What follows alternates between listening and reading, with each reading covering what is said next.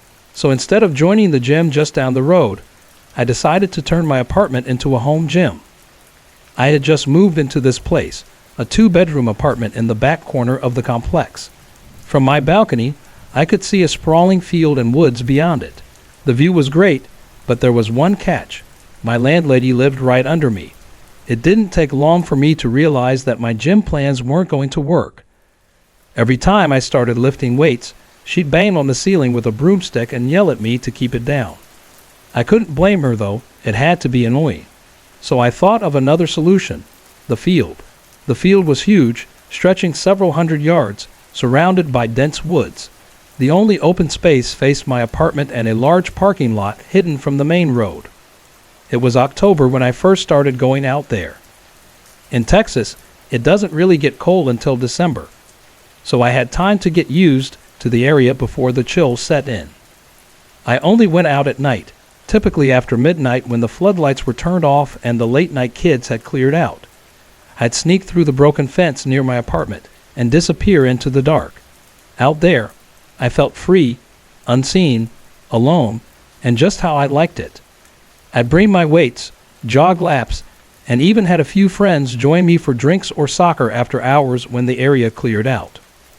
Sure, being out there in the dead of night could be a little unnerving, but it was way better than dealing with my landlady. As time passed, my isolation deepened, and my sleep schedule became more irregular. Before long, I found myself awake at odd hours.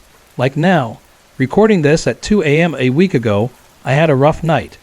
After an hour of tossing and turning, unable to sleep, I finally gave up and crawled out of bed at 1:00 a.m. It's strange. There were times when I felt an almost magnetic pull toward the field, like I wasn't in full control of my body. As I threw on my jacket and glanced out the window, I noticed the floodlights were still on. It was way past midnight, and I figured maybe one of the maintenance guys had forgotten to turn them off.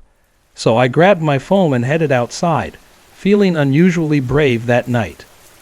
With a sense of confidence, I walked across the empty field, dropping my shirt and jacket by the edge. I felt like I owned the place. I played some music and headed toward the middle of the field, half expecting someone to be waiting for me. The bright floodlights contrasted with the pitch-black woods surrounding me, and an unsettling feeling crept in, but I kept walking, scanning my surroundings. In the early morning hours, it's easy for your mind to trick you. I'd often find myself looking over my shoulder, thinking I saw a shadow dart across the field, only to realize it was a flag flapping in the wind or a plastic bag caught on the fence. But tonight felt different. The lights cast long shadows that seemed to stretch endlessly across the field. I kicked a soccer ball around for a few minutes, trying to ignore the growing unease, but then a strong gust of wind hit my bare skin, sending a chill through me. That's when I heard it, a loud metallic clanging sound from the woods at the far edge of the field. My shivering stopped instantly. My arms broke out in goosebumps. I tried to tell myself it was just the wind knocking something over, maybe a garbage can or an old piece of metal, but I couldn't shake the unease in my chest. I took a deep breath, trying to calm myself, and kept going with my workout, but I was more on edge than ever. It was a chilly night in Pine Lake, the kind of cold that seeps deep into your bones. My phone suddenly went silent, David Bowie's music cutting off mid-song. I glanced at the screen. The battery had died. That's when I heard it again, the unmistakable sound of metal clanging. I whipped my head toward the noise, but in the vast, open field, it was impossible to tell where it was coming from. The way sound bounced around here made it feel like there could be echoes from any direction. Still, something told me it wasn't coming from the old dumpster near the far end of the field. It was time to go. I had no interest in staying out there longer.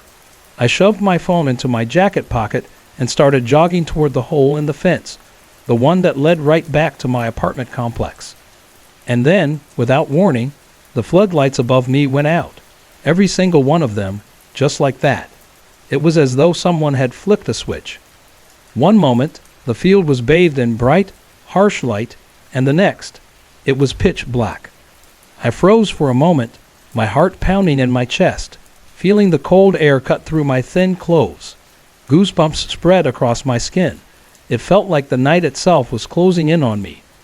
I wasn't some scared, weak guy, but standing there in the dark, alone, I could feel something was wrong. Whatever, or whoever, was out there with me, they weren't playing by the same rules.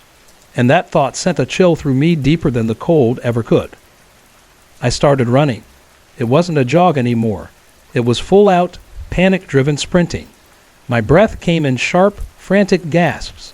I didn't look back. I couldn't. I had about 100 yards to go, and I couldn't stop until I was safely behind the door of my apartment. When I risked a glance behind me, I couldn't make out anything in the thick darkness. Not a figure, not a shadow. The night was still, too still. It was both a relief and a terror. I pushed my legs harder, ignoring the burning in my chest, ignoring everything except the need to escape. I had forgotten my jacket and shirt, the ones my mom had given me for Christmas. But in that moment, they didn't matter. All that mattered was the door. Finally, I slipped through the broken fence, ran up the stairs, and slammed the door shut behind me. I locked it quickly, making sure the deadbolt clicked into place. My pulse was still racing, but at least I was safe. Breathing heavily, I stumbled into the kitchen, legs aching, my lungs on fire. I poured myself a glass of water, hands shaking. Just as I turned toward the counter, I started to calm down. That's when I heard it. 3 knocks on the front door. At 2:00 a.m., my mind immediately went to the police. Maybe they'd caught me trespassing. I had been exploring abandoned places around Pine Lake. Nothing too crazy, just curious. But I figured I could explain myself. Maybe they'd let me off with a warning. I walked to the door, grabbed the doorknob, but then something stopped me. My instincts screamed at me to look through the peephole first. What I saw made my blood run cold. The sight was nothing but darkness. No shape, no figure. The glass was covered, blocked. Whoever, or whatever, was on the other side knew exactly where I was. I backed away slowly, my heart pounding in my chest. Goosebumps crawled up my neck as I checked the lock and deadbolt one more time, just to be sure. Then came another round of knocks. The silence that followed was suffocating. I didn't know what was worse, the knocking itself or the fact that there was nothing visible on the other side. The unknown was always the scariest part. The next day, when the sun was high in the sky, I decided to go back to the field. I told myself I was being foolish, that I was probably just imagining things. The field was crowded now. Parents and kids were playing soccer, laughing. It felt so normal, so safe. But when I went to find my jacket and shirt, they were gone. There was no trace of them, no sign they'd ever been there. That was 5 days ago. Since then, every night without fail, the lights in the field go out at exactly 2:00 a.m. I hear that same metallic clanging, whether there's wind or not. And then, like clockwork, the knocks on my door follow. I wish I could forget that night, but I can't. I made the mistake of going back to my apartment right away. Now, whatever is out there knows exactly where I live. I'm scared. I'm terrified. This morning, I opened my door at 8:00 a.m. to head to work, and I nearly stepped on something. I looked down and saw a ragged piece of cloth. I picked it up, thinking maybe it was something a homeless person had left behind. But as soon as I touched it, I realized with horror, my jacket. It had been shredded, torn apart. I couldn't breathe.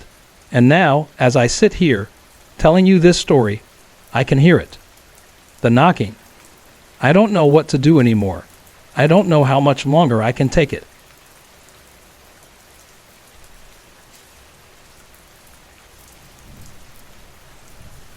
The house sat isolated on a hill at the edge of a quiet town, its security lights flickering like a warning beacon in the night, casting long shadows across the overgrown lawn. The nearest neighbor was so far away, it felt like a stretch of wilderness, deliberately so. Inside the sleek, cold walls, pale oak floors stretched endlessly across a sprawling single floor. The leather furniture looked like something straight out of a magazine, futuristic, yet oddly uncomfortable.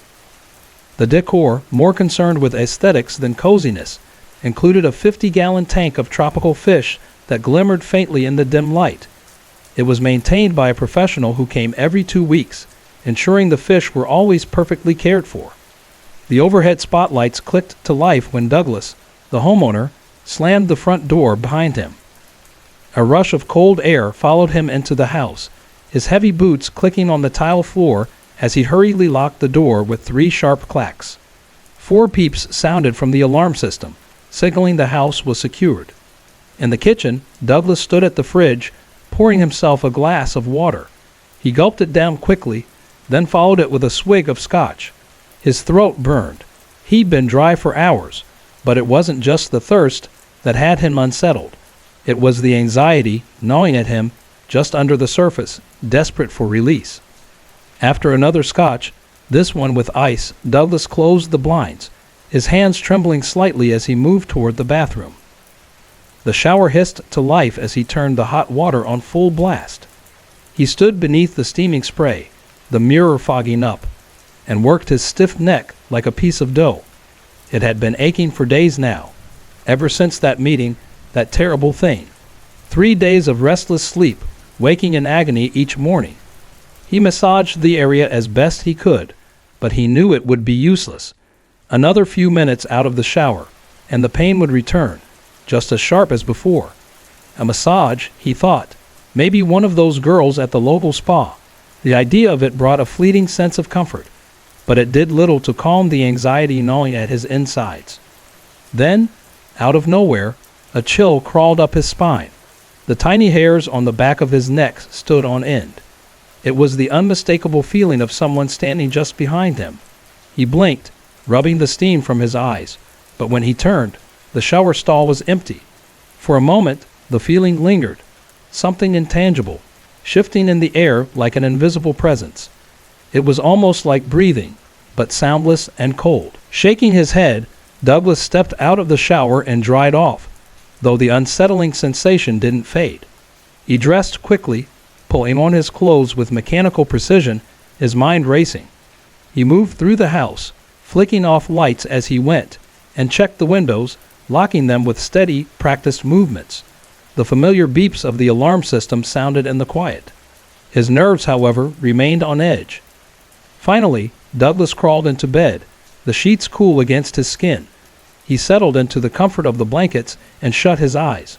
The house was silent now, still and secure.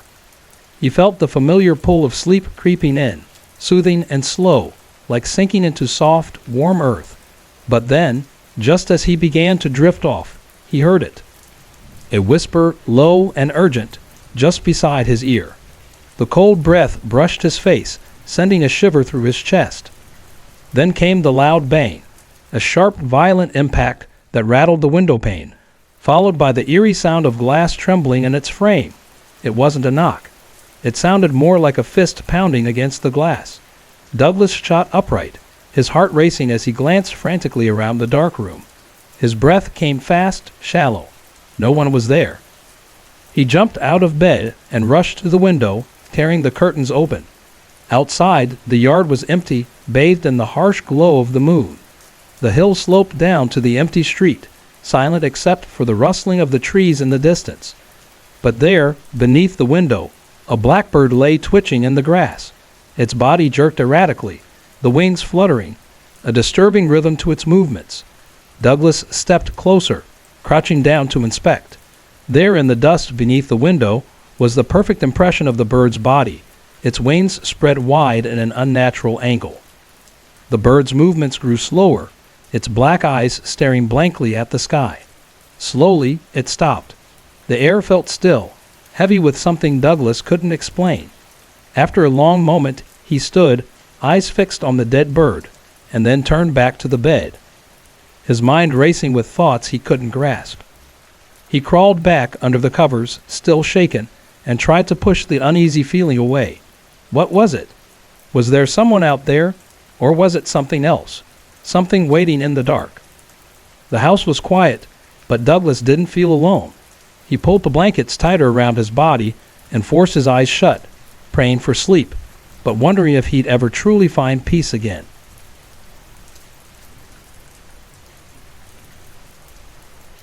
Douglas was certain he was dreaming. He found himself walking through a dark field under a pitch-black sky, the tall grass brushing against his ankles, still and lifeless, stretching endlessly in all directions. The air felt thick, heavy with silence, and the ground beneath his bare feet was dry, like the dirt of an old, forgotten farm road. There was no moon to guide him, no stars, no sense of direction, only the feeling of endless walking. He moved through the space, his feet sinking slightly with each step, the sharp tang of the earth mixing with the distant echo of birds hidden somewhere in the tall grass. If he focused hard enough, he could catch glimpses of their wings, glossy black feathers twitching in the dark, their hollow eyes staring back at him with a kind of deep sorrow. He paused in the field. Ahead, a figure lay face down in the dirt, motionless. His clothes were soaked through, and a puddle of something dark had formed around him. It looked like water. At least, Douglas hoped it was. "Are you okay?" he asked softly, the words slipping from his mouth without sound. The man didn't answer, his body unmoving. Douglas took a hesitant step forward and repeated the question, this time louder, but the man remained still. Then a voice grasped from the ground, dry and cracked like gravel underfoot. "So thirsty," the man whispered. A sudden loud knock startled Douglas awake. He jerked in his office chair, his heart racing, and let out a startled gasp. "Whoa!" Peter stood in the doorway, looking at him with a mixture of amusement and concern. Douglas blinked, disoriented, and glanced around his office. His head throbbed, and he realized he'd dozed off at his desk again. He ran a hand through his disheveled hair and apologized, rubbing his eyes. "Sorry, these noises have been messing with me lately." Peter gave him a skeptical look. "You need to take it easy, man. Trust me, nobody likes a guy who's always on edge, especially Ed." He leaned against the doorframe and glanced down the hall, checking if anyone had witnessed the scene, especially Ed. Douglas sighed, pushing his glasses up his nose. "I think I need to get away for a while, clear my head. Hit the reset button." Peter stepped into the room, lowering his voice. "Are you out of your mind? You can't just take off now, not with everything happening at the office." "I know," Douglas replied quietly, his eyes distant. Peter paused for a moment, scratching his nose thoughtfully before breaking into a grin. "Well, I think I know just the thing to help."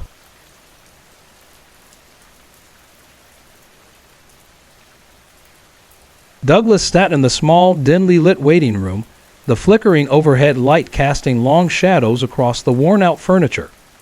A young woman with short, dark hair emerged from behind the front desk, a polite smile on her face as she handed him a clipboard. The paper felt cold against his fingers as he glanced at the form, which was printed on both sides of a single sheet. A pen, clipped to the top, had the name of the place, Deep Escape, engraved on it. "Just the usual," she said with a casual tone, "not liable for anything.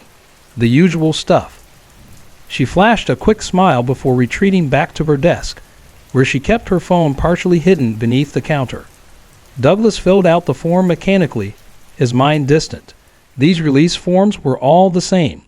As his pen moved across the paper, Peter's voice echoed in his mind. "Did I ever tell you about my brother? The guy came back from Iraq with PTSD. I'm not sure what they do, but it's some kind of isolation. No sound, no light. At first, he said it was terrifying, but by the end, he said he felt like he'd slept for days." Douglas wasn't concerned with what they did just as long as it worked. He was tired of the constant anxiety, the kind that lingers even in moments of supposed rest. His mind felt like it was on the verge of breaking, and he needed something to help. There was no such thing as ghosts or mysterious presences, just the weight of modern stress taking its toll. And today, he planned to treat it. He signed the form with little thought, his signature quick and final. Before long, he stood in a sterile room, no bigger than a standard bedroom. An attendant, young and nervous, explained the machine in front of him. "When you enter isolation," he said softly, "you're stepping into the darkest place in the world." The machine loomed before him, a white structure as wide as a large bed but twice as high, its smooth walls enclosing it like a cocoon. The door was situated on a slanted side, with handles on either side, one to open it, the others to help him climb inside. The attendant droned on, explaining the purpose of the treatment and how it worked to stimulate specific brain functions, but Douglas barely listened. He was too focused on the idea of peace, of rest. Finally, the attendant asked if he was ready. Douglas nodded, and the attendant gestured toward the small bench for his clothes. Before leaving him alone in the quiet room, his clothes folded neatly on the seat. Douglas opened the door of the isolation tank and stepped in. The water was warm, set to the perfect temperature, skin soft, inviting. As he lowered himself into the water, it felt like slipping into a second skin, a gentle embrace. A voice in the back of his mind urged him not to do it. Don't go in. But he ignored it, the water now completely soothing him. Inside, he crouched low, pulling the door shut behind him. And then, the world went dark. True dark. For someone so used to city lights and the glow of a smartphone screen, the sudden absence of light was jarring. His eyes, adjusting to the nothingness, swirled with a dizzying disorientation. For a moment, he stayed still in the shallow water, breathing deeply. When he finally lay back, he was surprised by how easily he floated, the sensation almost effortless. He recalled the attendant mentioning something about the water's special properties, but it was hard to focus now. As the minutes passed, the water settled, no longer disturbing his body. His ears, too, were fighting against the loss of sound, and his skin tingled from the lack of constant stimuli. Time slipped away. Soon, his eyes began to create flashes, quick bursts of light against the darkness. They danced like fireflies, and Douglas watched them, mesmerized as if they were a fireworks show. Suddenly, a bright flash exploded before him. At the center of the light, something strange began to form, a black dot, growing larger. It took shape, revealing an open, unblinking eye. The pupil expanded until it consumed everything, leaving nothing but darkness. The peaceful moment shattered. There was a sound, a harsh, booming crash, like a bird slamming into a window. The sound pierced his ears, rattling his mind. It was as if the world itself had cracked open. Douglas was pulled into the blackness, into that eye, and suddenly, he was elsewhere. He found himself gripping the steering wheel of a car, his hands shaking. A crack ran through the windshield, jagged and violent, like a bolt of lightning cutting through glass. Something black shifted, sticking out of the broken window. With wide eyes, Douglas watched in detached horror as his body trembled with the rush of adrenaline. Everything had changed in a split second. He swerved, the tires screaming on the empty road, eventually guiding the car onto the shoulder, where the river ran alongside the narrow path. It was a quiet night, no other cars, just the sound of the wind and the water's gentle rush. He threw the car in park, turned off the engine, and slowly stepped out. His legs were unsteady, his body feeling unfamiliar. He rounded the front of the car, heart racing, and his breath caught in his throat. A man lay on the ground ahead, his face buried in the dirt. "Are you okay?" Michael called out, his voice cracking in the cold night air. No answer. He asked again, voice trembling with concern. This time, the man moved his lips. Michael rushed to him, rolling him onto his side to help him breathe. He propped the man's head in his lap, heart racing. The man's breaths were shallow and labored. "It's okay. Help is coming," Michael whispered, gently holding the man's head. "Call." The man's voice cut out, each word coming out as if torn from his throat. "Please." Michael paused for a moment, his mind flashing back to the warm shower he had taken earlier that evening. The quiet house, the glass of whiskey in his hand, the brief moment of peace before the world had broken into chaos. He had already called. He had done his part. "We have to wait. They told me to wait," Michael murmured, trying to steady his nerves. The man in his arms began to cough violently, his body racked with pain. Michael leaned in closer. "What do you need?" he asked. "I'm thirsty," the man gasped, his eyes unfocused. Michael turned his head, looking at the small creek not far from them. The water flowed swiftly, cutting through the rocky bed, whispering as it passed. He tried to lay the man's head gently on the grass, but every movement seemed to bring another cry of agony. Instead, he pulled the man closer, grunting as he dragged him to the river, where the cool water lapped against the edges. With one hand, Michael cradled the man's bleeding head, careful to keep it out of the water. With the other, he scooped water into his palm and gently offered it to the man. "It tastes like salt," the man murmured, his voice weak but insistent. Michael frowned. He took a sip himself, the cool water refreshing, tasting only of the river. "It's fresh water," he said softly. "Just the river." The man's eyes met his, pleading. "It tastes like salt," he repeated, his hand trembling as he tried to lift it to take another sip. He paused, gasping for breath. When are they coming?" Michael looked down at him, his own heart pounding in his chest. "They'll be here soon. Just try to relax." The man's body trembled. "You didn't do it," he whispered, almost like an accusation. Michael's brow furrowed. "Do what?" "Call." The man's hand froze mid-air. His eyes widened, locking with Michael's in a strange, uncomfortable gaze. Michael felt a chill run down his spine. He didn't like the way the man was looking at him. "I called," Michael said, his voice hardening. "I called. There's no point in calling again. They're already on their way." The two of them stared at each other, their eyes locking in an unspoken understanding, a silent confession between strangers. The tension between them felt palpable, like a thick fog rolling in over the water. Time seemed to stretch on forever, the world around them holding its breath. The river gurgled, the water pressing in on them, but everything else felt still. And then the man drew in a shuddering breath, his lungs gasping for air. He opened his mouth to scream for help, but Michael wasn't going to let that happen. He shoved the man's head under the water, the scream choking into bubbles as the cold river surged over him. Michael held him down, the weight of the moment pressing against his chest. This man had no place in his life. He'd had no reason to be here, walking alone on the side of the road in the dead of night. An unwelcome presence. A reminder of an accident Michael couldn't forget. The man thrashed beneath him, but Michael didn't release his grip. His body shuddered as the life drained from the stranger, the river swallowing him whole. The water, cold and indifferent, rushed past, as if it had no memory of what it had just taken. Michael opened his eyes again, blinking against the dark, the familiar weight of nothingness pressing down on him. He wasn't alone this time.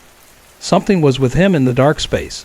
A presence, a sound, something not entirely human, but still so very real. Cold fingers brushed against his neck, sending an icy shiver down his spine. They tightened around his throat, pulling him down into the water. Michael's eyes flicked open, but it wasn't water that greeted him. It was the darkness of the tank at deep escape, the floating sensation overwhelming him. But there, crouched over him, was the same man's face, his eyes wide open, staring at him, accusing him. Even in the suffocating darkness, Michael could see him clearly, the man's face just inches from his. And then, the pressure on his throat tightened once again. The water rushed in, cold and choking, just as it had before. Michael's lungs burned. He opened his mouth for air, but all he tasted was salt. It was the taste of the water cooler at work. He remembered the attendant's words as they floated together in the tank. In order for you to stay afloat, the water is treated with Epsom salt. Epsom salt. It tastes like salt. The cold fingers squeezed tighter, darkness rushing in as the world around him collapsed. "You're in the darkest place in the world," the attendant had said. Not yet, but soon. And with that final thought, the darkness consumed him entirely.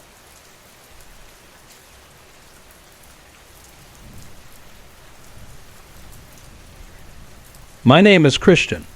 I'm 24 years old, and I work at the Comfort Inn and Suites in Long Beach, K. I've been here for 3 years, and I like my job well enough. Before it became the Comfort Inn, though, it was the International Inn. That place had a history most people don't know about, a history filled with guests that were never on the register. I can count 10 deaths that happened during my time growing up there. Half of them I knew personally, and strangely, I still do.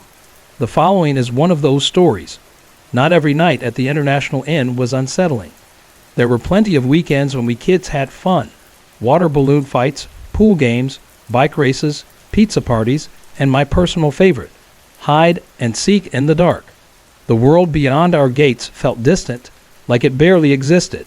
The vines and trees around the property made it perfect for disappearing into imaginary adventures. My uncle once gave me his old army uniform, and it became my secret weapon during hide and seek. No one could ever find me. I could hide in plain sight, and they'd walk right past. It was a dream come true. One night during a game, I tucked myself under a bush, making sure I was hidden from the other hiders who might give away my spot. That's when I saw her. Across the pool, leaning against the fence, stood a girl I had never seen before. I squinted through the branches, trying to make her out. She had long black hair hanging over her shoulders, and she stood in the shadow of a palm tree. Her pale face was barely visible, but I could tell she looked troubled. Something about her made me pause. I climbed out of my hiding place, ready to get a better look, but before I could take a step, the seeker found me. Caught off guard, I turned my head for just a second. When I looked back, she was gone. I saw her again months later. It was summer, and I was sitting on a bench, sketching in my notebook. I liked drawing the pool area, working on my shading as I traced the edges of the fence in ink. As I sat there, my pen suddenly stopped. She was there again. This time she was walking along the inside of the fence, her fingers lightly sliding over the chain links. She wasn't looking at me, only at the water. I didn't move. I just watched. Then she passed behind a tree, and just like that, she was gone. The last time I saw her was years later, right before my family moved out of the inn. By then, most of the buildings were empty. Only a few tenants remained, and the place that had once been my home felt like a skeleton of itself. Buildings A and B were stripped down to their bare frames, with no walls and missing doors. The pool had changed too. The fence was gone, and the deep end, once more than 8 feet, had been filled in, making it shallower. It was strange to see the places I had known for so long reduced to almost nothing. I sat on a bench that night, looking at the hollowed-out courtyard, when I noticed movement. She was there again. This time she wasn't looking at the pool. She was watching me. She paced behind the last standing wall in the courtyard, moving slowly. I waited for her to appear on the other side, but she never did. My eyes stayed locked on the spot, waiting, wondering, but she was gone. I asked my mom if she remembered anyone drowning in the pool. She never liked answering those questions. Most of the time, she would brush me off, not wanting to talk about it. But this time she did. She told me that besides the boy with the diving board, there had been a girl. She wasn't a guest. She had lived nearby and snuck past the gate to swim with the others. No one noticed when she slipped beneath the surface. When they pulled her out, there was no one there to claim her. No family, no friends, just an unspoken empty loss. Later that night, her brother came to pick her up. That's when he found out she was gone. None of the new staff at the hotel has ever seen her. Only me, my brother, and a handful of the original crew from the International Inn remember her. Maybe she's finally at peace. Maybe filling in the deep end helped. Or maybe she's still waiting.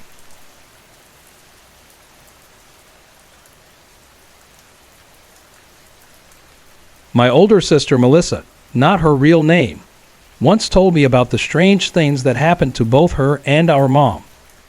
It all took place in the San Francisco Bay Area. Some of it happened in the Alameda duplex where I grew up, though oddly enough, nothing ever occurred while I lived there.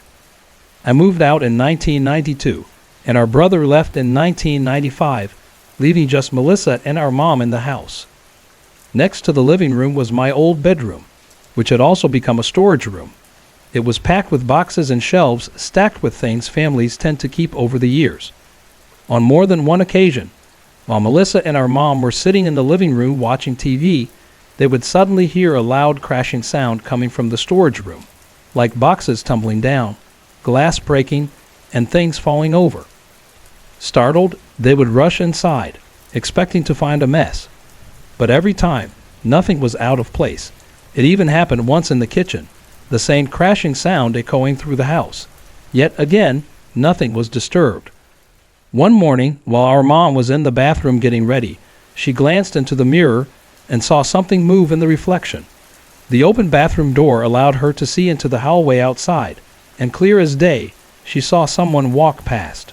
She was the only one home, but for a moment, her brain convinced her otherwise. Her first thought was, "What's Dave doing here?" She later told me the figure had my build, my general appearance, but I was nowhere near Alameda that day. I was across the bay, miles away. Then there were the nights. Some nights, Melissa would feel something crawl into bed with her. Other nights, it was our mom. They both described the same sensation, hearing the rustling of bedding, like someone slipping under the covers, then the feeling of warm breath on the back of their necks. In 2001, Melissa and our mom moved out of the Alameda duplex and into a 2-bedroom trailer in San Leandro. Strangely, that old duplex remains vacant to this day. Almost 12 years later, the landlord still struggles to keep tenants, with each new occupant never lasting long. The neighbor across the street, a longtime family friend, confirmed it's because of the activity inside. But even after moving, the strange occurrences didn't stop. If anything, they got worse. Our mom often babysat my brother's son, and she kept a small collection of his toys in the corner of the living room. These toys stayed in the house even after my brother picked up his son at night, so they'd be ready when he returned. But in the middle of the night, Melissa would wake up to the sound of toys turning on by themselves. Sometimes it was the Elmo doll, its mechanical voice speaking random phrases in the silence. Other times, the toy train would activate, its tiny engine making a series of eerie, lifeless chugging noises in the dark. One evening, while Melissa was watching TV with the cat curled up on her lap, she felt something, a sudden rush of cold air, as if it had come straight out of the wooden wall next to her chair. She shivered, but the cat reacted even stronger. Its pupils went wide, and its head snapped to the side, tracking something invisible as it moved across the room. Its gaze followed it toward the corner, right as the Elmo doll sprang to life. This became a regular thing. The cat would often react to something emerging from the same spot on the wall, though the toys didn't always turn on afterward. On the other side of that wall was Melissa's bedroom closet. At night, while lying in bed, she would hear shuffling noises from inside. The cat, always with her, lay still, proving that whatever was moving in there wasn't her pet. Her bedroom also had its own bathroom. She began noticing small things, the toilet flushing on its own while she was in the shower, the towel on the rack, which she would carefully straighten, always having one corner flipped up when she returned. No matter how many times she adjusted it, it would never stay in place. One day, while changing my nephew's diaper in her bedroom, our mom watched him suddenly smile and look up toward the ceiling. His little voice broke the quiet. "Hi, Grandma. What are you doing up there?" He was staring at something floating just below the ceiling, something he thought was our mom. But she was standing right there. One night, just after turning off her bedroom light, Melissa heard a voice whisper sharply into her ear. An old woman's voice, Melissa. Another time, while doing dishes, she glanced out the kitchen window and saw an old man standing in the driveway. His skin was pale, and he wore a red plaid shirt. She only had a second to process what she was seeing before. Just like that, he vanished into thin air. In 2005, our mom passed away from cancer. That morning, she died in her bed, and by that afternoon, her body had been taken to a funeral parlor. That night, while Melissa lay in the dark, she heard it again, our mom's voice whispering softly into her ear. "Melissa, I'm still here." The trailer park was mostly filled with elderly residents, and given how many likely passed away in their homes, it made sense that spirits might linger. It would be interesting to know just how many of those trailers were haunted. Looking back, I believe this all started in the Alameda duplex because Melissa had an interest in the Ouija board and automatic writing. She had experimented with both for years, and I've read enough stories to know that those things have a way of opening doors that should stay closed. People think it's harmless, but they don't realize that inviting something in, even unknowingly, can be dangerous. After our mom died, Melissa was left alone, and in her loneliness, she continued reaching out to the spirit world. Eventually, she started hearing voices without needing to write anything down. Then she started seeing them, talking to them, having conversations as though they were right there with her. And that's when things really fell apart. The voices began controlling her life. They told her what to do, what not to do. She stopped listening to anyone else, stopped showing up to work. Eventually, her job let her go. With no income, she burned through all of her savings, lost her apartment, and had nowhere to go. Her belongings, family heirlooms included, were auctioned off when she couldn't pay for storage. She disappeared after that. I don't know where she is now, or if she's even still alive. The last I heard, she had shown up at a relative's house in the Bay Area, asking if she could stay, but they barely recognized her. She wasn't the same person. They told her she should go to a homeless shelter. My brother and I aren't in a position to help her either. Some might say it was mental illness. Maybe it was. Maybe she always had something fragile inside her, and this just pushed her over the edge. But I can't help but wonder if the things she spoke to, the ones she invited in, are the real reason she's gone. People don't take these things seriously. They think it's a game. But I believe once you let something into your life, you might never be able to shut the door. And sometimes it doesn't let you go.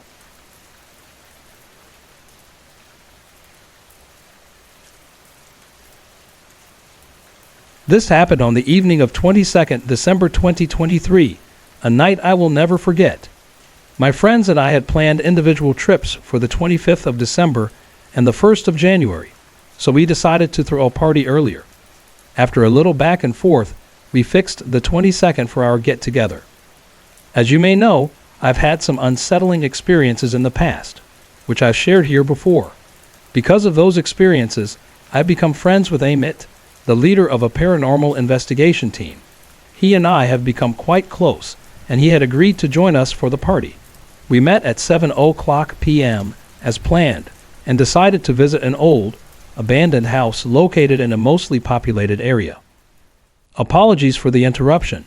If you're enjoying the content, give it a thumbs up and let me know what you think in the comments. Don't forget to like and subscribe for more. When we arrived and stepped out of the car, I immediately felt an eerie vibe. The house was old, possibly decades old, and no one knew why it had been abandoned. Trees and bushes had overrun the place, and it seemed like the structure could collapse with the slightest shake. I glanced at Amit, but he just shrugged and led us inside. Amit and I led the way while Deep and Rajat followed, carrying snacks and drinks. I had introduced Amit to Deep and Rajat a month or two ago. They didn't know that Amit was a paranormal investigator and that I had joined his team. To be honest, I was more of a student to him. We spent some time walking around, chatting, laughing, and enjoying the night until 9:00 p.m. By then, Deep and Rajat needed to head home by 10:15 p.m., so we decided to wrap up. After a brief search, we found a quiet room to sit and enjoy our food. But then, something unsettling happened. It started with a feeling, a gut instinct that we weren't alone. Amit and I shared a knowing glance, and we realized that the air felt different. There was something, or someone, else there with us. It was subtle at first, but as the minutes passed, the feeling grew stronger. A few minutes later, we heard it. Footsteps. Heavy, steady footsteps. There was someone nearby, only about 10 feet away, though we couldn't see them. Amit's expression hardened, and without saying a word, he motioned for us to pack up the food and keep the cigarettes close. I didn't understand why he mentioned the cigarettes, but I complied. We sat there in silence, trying to stay calm. When the footsteps stopped, Amit and Rajat stood up and began checking the nearby rooms with their flashlights. They came back moments later and sat down without saying a word. Amit whispered, "Let's wait for a few more minutes." We all agreed, but Deep was growing increasingly frustrated. He cursed under his breath and complained about how the night was being ruined. In a fit of annoyance, he yelled out, "Whoever you are, come out." He looked around the room, cursing more under his breath. At that moment, Deep threw a piece of chicken in the direction of where the footsteps had been coming from. Just as Amit was about to scold him, things went haywire. Objects in the room, bricks, bamboo, wooden planks, started falling to the ground. Bangs echoed from the walls and windows, some from inside the room and others from the adjacent rooms. The air in the room thickened, becoming almost suffocating. Rajat collapsed, fainting from the intensity of the atmosphere, while Deep started panicking, his body shaking uncontrollably. Amit and I both sensed that something, or someone, was trying to establish dominance in the room. Our presence was clearly unwelcome, and Deep's actions had made things much worse. Amit grabbed Rajat, and without hesitation, I scooped up Deep. We made our way toward the door, trying to remain calm. But the journey from the room to the exit felt like an eternity. I had never seen Amit so shaken before. He was the experienced one, the one who had dealt with paranormal situations for years, but even he was visibly unnerved. I kept chanting, praying to my personal deity, hoping for some sense of protection. Finally, we made it outside and into the car. Amit started the engine without a word, and we drove off in silence, feeling an overwhelming sense of relief the further we got from the house. It wasn't until we were miles away that we felt safe enough to speak again, but the terror of that night stayed with us. We never spoke about it again, at least not in detail. We've all been carrying that experience, and even now, I struggle to explain what really happened that night. I can't even explain it in words, but I know what I felt and witnessed, and I know that no one will ever truly understand unless they were there. We left that house in a hurry, and to this day, none of us have revisited it. The memory still lingers, and we all hope that the spirits we encountered that night have found peace, or at least stopped following us.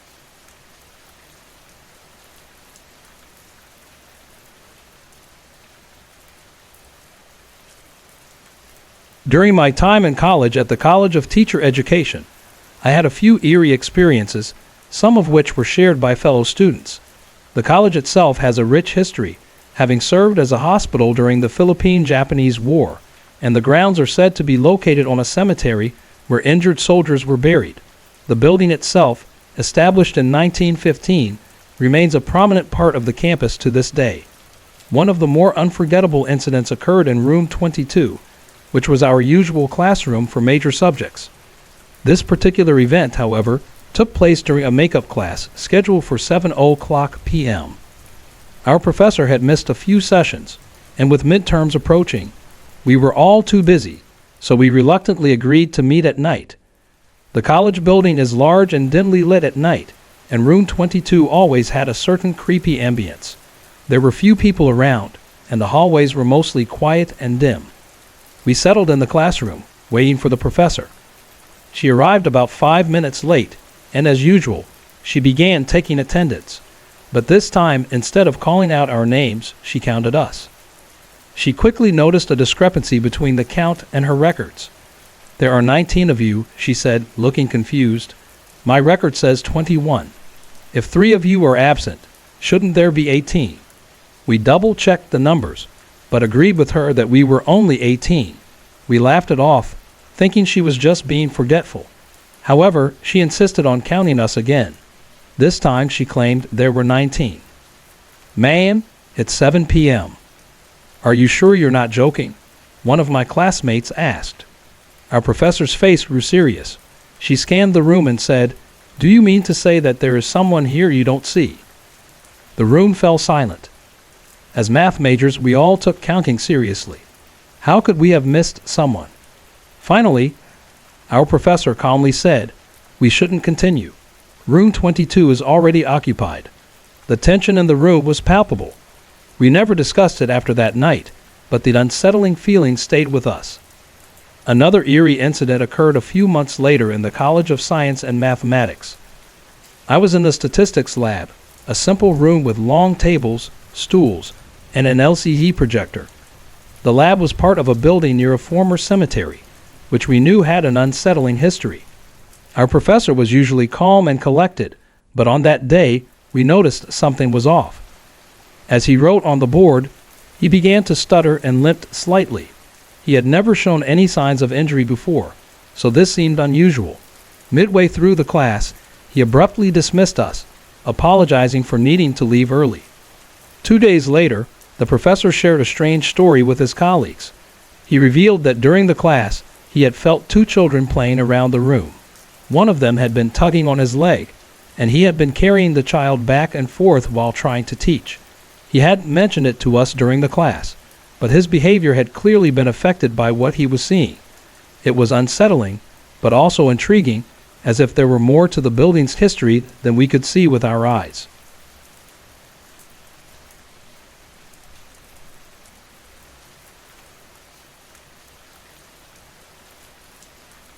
I work as a full-time receptionist at a senior nursing facility in Westlake, Ohio, which offers independent living, assisted living, skilled nursing, and memory care.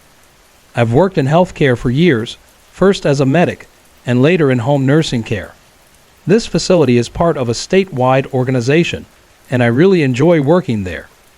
It's a job that requires not just medical knowledge but also patience and empathy.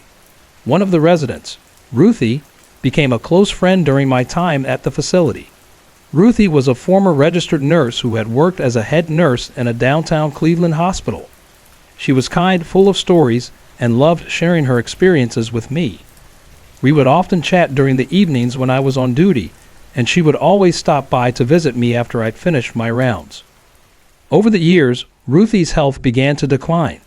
She went from walking independently to needing a walker, and eventually, a motorized scooter. Despite her physical limitations, she maintained her cheerful attitude and kept in touch with her family.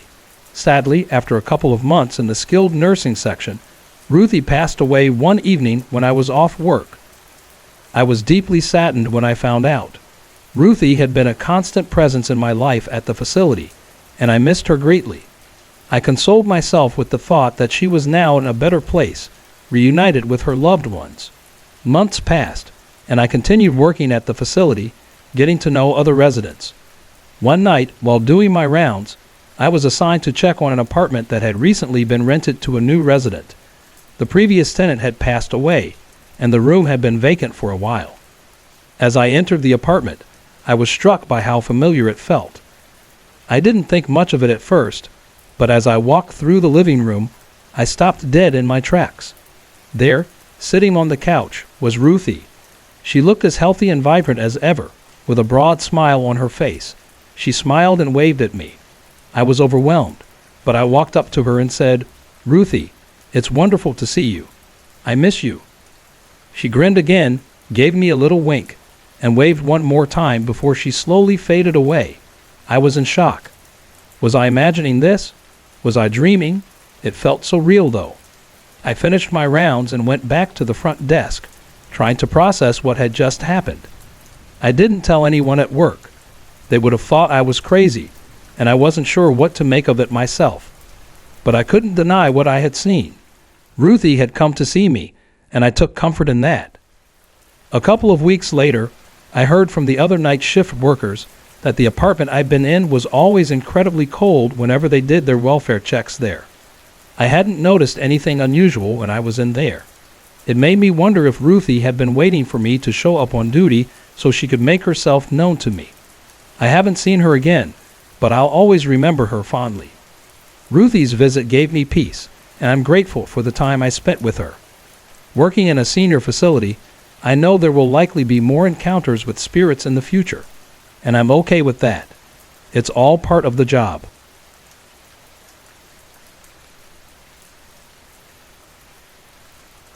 I grew up in North Terre Haute, and as a kid, there was a local store I used to visit, especially during school lunch breaks. It was called Stapleton's, tucked behind a gas station and across from a tavern named Jiggs. The store's owner, Mr. Stapleton, was an intimidating figure with a hardened face, a flat-top haircut, and a raspy voice that carried a no-nonsense attitude. Despite his gruff demeanor, I never felt unsafe around him, but something about him always stirred a strange feeling in my gut. Mr. Stapleton lived in one of the nicest houses in the area, not far from where my friends and I often rode our bikes. It was the kind of home you couldn't help but admire, with its pristine exterior and an air of mystery. The lights would glow dimly at night, but we never saw anyone come or go. It was a house that held secrets, though I didn't realize how close I'd come to uncovering them years later. Time passed, and by the time I reached high school, Mr. Stapleton's house had faded from my thoughts. Then, on Thanksgiving morning in 1978 or 79, I watched Mr. Stapleton die. My father and I were driving to the IGA for groceries when we came upon a horrific car accident. A boy from my school, someone I knew well and had even ridden with a few times, was driving a Buick Wildcat. He loved to show off, dropping the car into low gear to make the dual exhaust pipes roar. That morning, as Mr. Stapleton pulled out onto Highway 41, my classmate sped past another car on the wrong side of the road and T-boned Mr. Stapleton's car. Witnesses said he gunned the engine just before the crash. Mr. Stapleton didn't survive. The accident stayed with me for a while, but as the years went on, I watched Mr. Stapleton's once proud house fall into disrepair. Eventually, I forgot about it altogether. Life moved forward. I got married, and after the birth of my second child, I bought a home near my parents.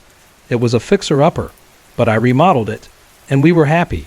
Then one day, driving through the old neighborhood, I noticed the Stapleton house. It looked like preparations were underway for an estate sale. Mine is a story that's hard to put into words. A twist of fate so strange it still unsettles me. It's all true, and though it might sound unbelievable, the facts can be proven. I grew up in North Terre Haute, and as a kid, there was a local store I used to visit, especially during school lunch breaks. It was called Stapleton's, tucked behind a gas station and across from a tavern named Jiggs. The store's owner, Mr. Stapleton, was an intimidating figure with a hardened face, a flat-top haircut, and a raspy voice that carried a no-nonsense attitude. Despite his gruff demeanor, I never felt unsafe around him, but something about him always stirred a strange feeling in my gut. Mr. Stapleton lived in one of the nicest houses in the area, not far from where my friends and I often rode our bikes. It was the kind of home you couldn't help but admire, with its pristine exterior and an air of mystery. The lights would glow dimly at night, but we never saw anyone come or go. It was a house that held secrets, though I didn't realize how close I'd come to uncovering them years later. Time passed, and by the time I reached high school, Mr. Stapleton's house had faded from my thoughts. Then, on Thanksgiving morning in 1978 or 79, I watched Mr. Stapleton die. My father and I were driving to the IGA for groceries when we came upon a horrific car accident. A boy from my school, someone I knew well and had even ridden with a few times, was driving a Buick Wildcat. He loved to show off, dropping the car into low gear to make the dual exhaust pipes roar. That morning, as Mr. Stapleton pulled out onto Highway 41, my classmate sped past another car on the wrong side of the road and T-boned Mr. Stapleton's car. Witnesses said he gunned the engine just before the crash. Mr. Stapleton didn't survive. The accident stayed with me for a while, but as the years went on, I watched Mr. Stapleton's once proud house fall into disrepair. Eventually, I forgot about it altogether. Life moved forward. I got married, and after the birth of my second child, I bought a home near my parents. It was a fixer-upper, but I remodeled it, and we were happy. Then one day, driving through the old neighborhood, I noticed the Stapleton house. It looked like preparations were underway for an estate sale. Out of curiosity, I went to the sale with my youngest daughter to look at a rocking chair I'd seen advertised. As I wandered through the house, I couldn't help but admire its construction. It was incredibly well built for a 1960s home, but something felt off. A wave of unease came over me as I walked through the rooms, though I dismissed it as my imagination. The house had so much potential, and before I knew it, I was making an offer. With barely 20% down, I bought the house. My wife was as shocked as I was, but I couldn't shake the feeling that this house was meant to be mine. That's when everything started to change. I poured myself into renovating the home, tearing out the old and rebuilding it to fit our modern needs. It was big, beautiful, and everything I could have wanted. But as I worked, strange things began to happen, things I couldn't ignore. It started in the basement and the attached two-car garage. I spent late nights working alone, often sleeping at the house to meet my renovation deadlines. My father sometimes joined me to help, and one evening, as we worked in the basement, we heard the back door open. Footsteps crossed the floor above us, stopping directly overhead. I shouted, "We're down here," but there was no reply. Grabbing a ladder, I climbed up to investigate, but the house was empty. We laughed it off, but the following nights brought more unsettling events. I began to notice moving cold spots, icy pockets of air that seemed to roam the house. At first, I wrote them off as drafts, but they were unnaturally cold, chilling me to the bone even in the middle of summer.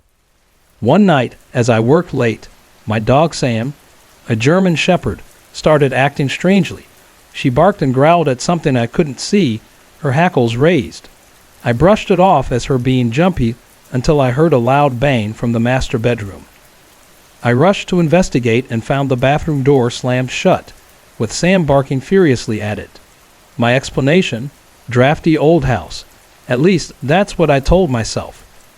At first, I tried to rationalize everything that happened in the house. I'm a logical, open-minded person, and I dismissed the strange occurrences as coincidences or quirks of an old home. But over time, I came to realize that something unseen was at work. I never believed in spirits, but living in that house changed me. It taught me to rely on my instincts and to trust that gut feeling when something doesn't feel right. The strange happenings continued as I worked on the house. Doors would slam shut without explanation. The master bathroom door was the worst.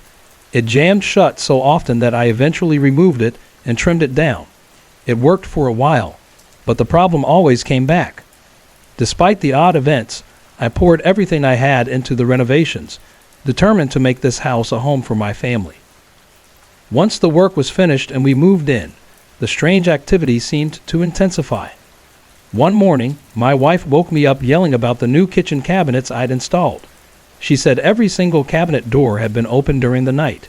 It happened several more times over the following months, and though I didn't believe it myself, I took the blame to keep my wife and kids calm.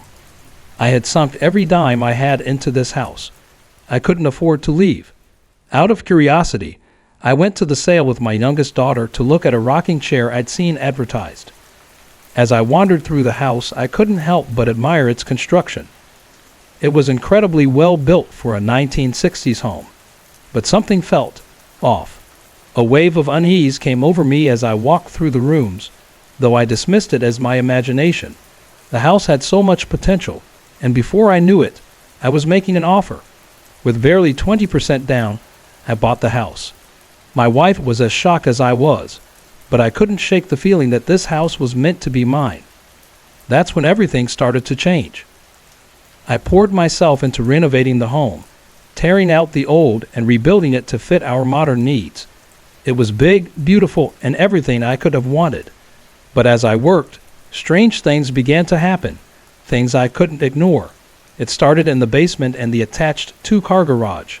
I spent late nights working alone, often sleeping at the house to meet my renovation deadlines. My father sometimes joined me to help, and one evening, as we worked in the basement, we heard the back door open. Footsteps crossed the floor above us, stopping directly overhead. I shouted, "We're down here," but there was no reply. Grabbing a ladder, I climbed up to investigate, but the house was empty. We laughed it off, but the following nights brought more unsettling events. I began to notice moving cold spots, icy pockets of air that seemed to roam the house. At first, I wrote them off as drafts, but they were unnaturally cold, chilling me to the bone even in the middle of summer. One night, as I worked late, my dog Sam, a German shepherd, started acting strangely. She barked and growled at something I couldn't see, her hackles raised. I brushed it off as her being jumpy until I heard a loud bang from the master bedroom.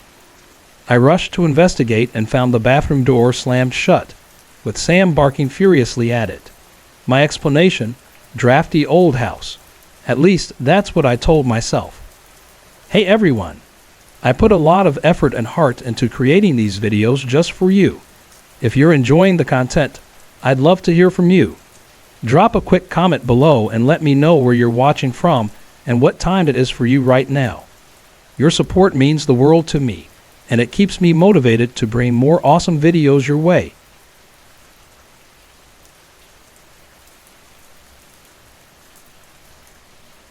Before my time, sensitivity to the paranormal ran down my father's side of the family. No one on my mother's side ever displayed any sensitivity. In fact, my mom's family seemed to repel paranormal activity, especially my gramps. He had an extraordinary presence, strong, bold, and completely unafraid. He did things that would terrify most people, visiting graveyards at midnight, provoking spirits, demons, or whatever you'd like to call them, using Ouija boards. He even spent nights there, but nothing ever happened. He was formerly sensitive to spirits as a child, plagued by nightmares of being tormented and chased by them. But as he grew older, the tables turned. He began having dreams where he was the one chasing them down, stabbing them, laughing maniacally. The dreams and the manifestations stopped. My dad's side of the family, however, is like a magnet for the paranormal. This ability, or curse, was passed on to me. I just pray my younger siblings don't inherit it. My dad always said I was the special one, acknowledging that I shared the same ability, but at a much stronger level. He comforted me through the experiences, even when it felt like my faith was being shattered, my soul burned. But let me take you back to how it all started for me. I was around 6 or 7 when the strange experiences began. Every night, systematically, I'd wake up at 3 a.m., leave my parents' bed, and feel compelled to sit in the hallway under a tiny light. I'd sit there, staring into the darkness. At first, it was just movement, shadows, but eventually, I saw shapes. Over time, they became solid, detailed. I could even hear things, although I couldn't make out the words. I was paralyzed with fear, but still went out there every night, for reasons I couldn't explain. This continued until we moved when I was around 10. Our new home was supposed to be a fresh start. My grandpa always told me there was nothing to be afraid of in this house. Our old house, though, was different. He explained that the previous owner had committed suicide under immense stress. His wife had been cheating on him. My family was fleeing Vietnam at the time, and this man had taken them in when they had nowhere to go. I'd never met him. He passed away before I was born, but my grandpa showed me an old photograph. In it, a happy-looking man cradled a baby wrapped in a blanket. That baby was me. To this day, I wonder if he was the one trying to communicate with me. But the new house didn't bring peace. I started seeing faces in mirrors, rotting, decaying faces with flesh barely hanging on, blood running down, and twisted, grimacing expressions. Every time I saw them, I'd run to wherever my family was and stay close until they went upstairs to bed. Coming home from school was the worst. I'd be alone, and that's when the figures would appear. I could feel breathing on my neck, hear whispers, and sometimes feel hands gripping me tightly, holding me in place. One night, everything reached a terrifying peak. I was in bed, trying to sleep. The lights flickered, and I heard footsteps and whispers getting closer. I bolted for my parents' room, but the fear only intensified. My parents tried to comfort me, but they couldn't hear or see what I was experiencing. What shocked me the most was that my dad, usually sensitive to these things, didn't sense anything. As I lay in their bed, dresses in my mom's closet began to rattle. Shadowy legs sprouted from them, and they slithered like snakes. Green, glowing eyes appeared, on the walls, the floor, everywhere. Voices surrounded me, hurling threats of death and abandonment. At that moment, I felt utterly hopeless, consumed by fear. But suddenly, something shifted inside me. My face contorted into a grimace, and I was filled with a primal rage. I don't know where it came from, but it was enough to make everything stop. The entities left me alone for a few years after that. Recently, though, now that I'm 15, it's all coming back. It started the same way. Whispers, fleeting glimpses of figures in my peripheral vision. But the most confusing part came in a dream. In the dream, I was in a blank, endless space, pure white, like a room without walls. A tall, slender elderly man appeared, and he seemed familiar, though I couldn't place him. He told me, "I've waited so long, Devin. Now that you're here, I can give you what's rightfully yours, a gift." He placed his hands on my head, and an excruciating burning sensation shot through my entire body. I screamed in both the dream and reality. When I woke up, my head was pounding. I rushed to the bathroom and almost fainted when I saw a pair of handprints, imprinted in dried blood, on my head. I frantically washed them off, but there wasn't a single scratch on me. I still felt the burning sensation. When I described the man to my family, my grandma started crying. I had perfectly described my great-grandfather. In the past week, things have escalated. I've developed what feels like a seventh sense, something I can turn on and off at will. When I activate it, I can see auras around people, each one unique to the person. But when I look at myself, I don't have an aura. I'm confused by what this ability means, but even stranger, I've noticed that I'm growing stronger, physically and mentally. I've even started frightening the entities that once terrified me. Just yesterday, I woke up to find a detailed figure standing in my room. It had human-like skin and an evil grimace, its posture radiating aggression. But I didn't feel fear. Instead, I was filled with anger. I shouted at it, threatened it, and its expression changed from one of menace to fear. Then it vanished. I'm left wondering, what do these chain of events mean? What's happening to me?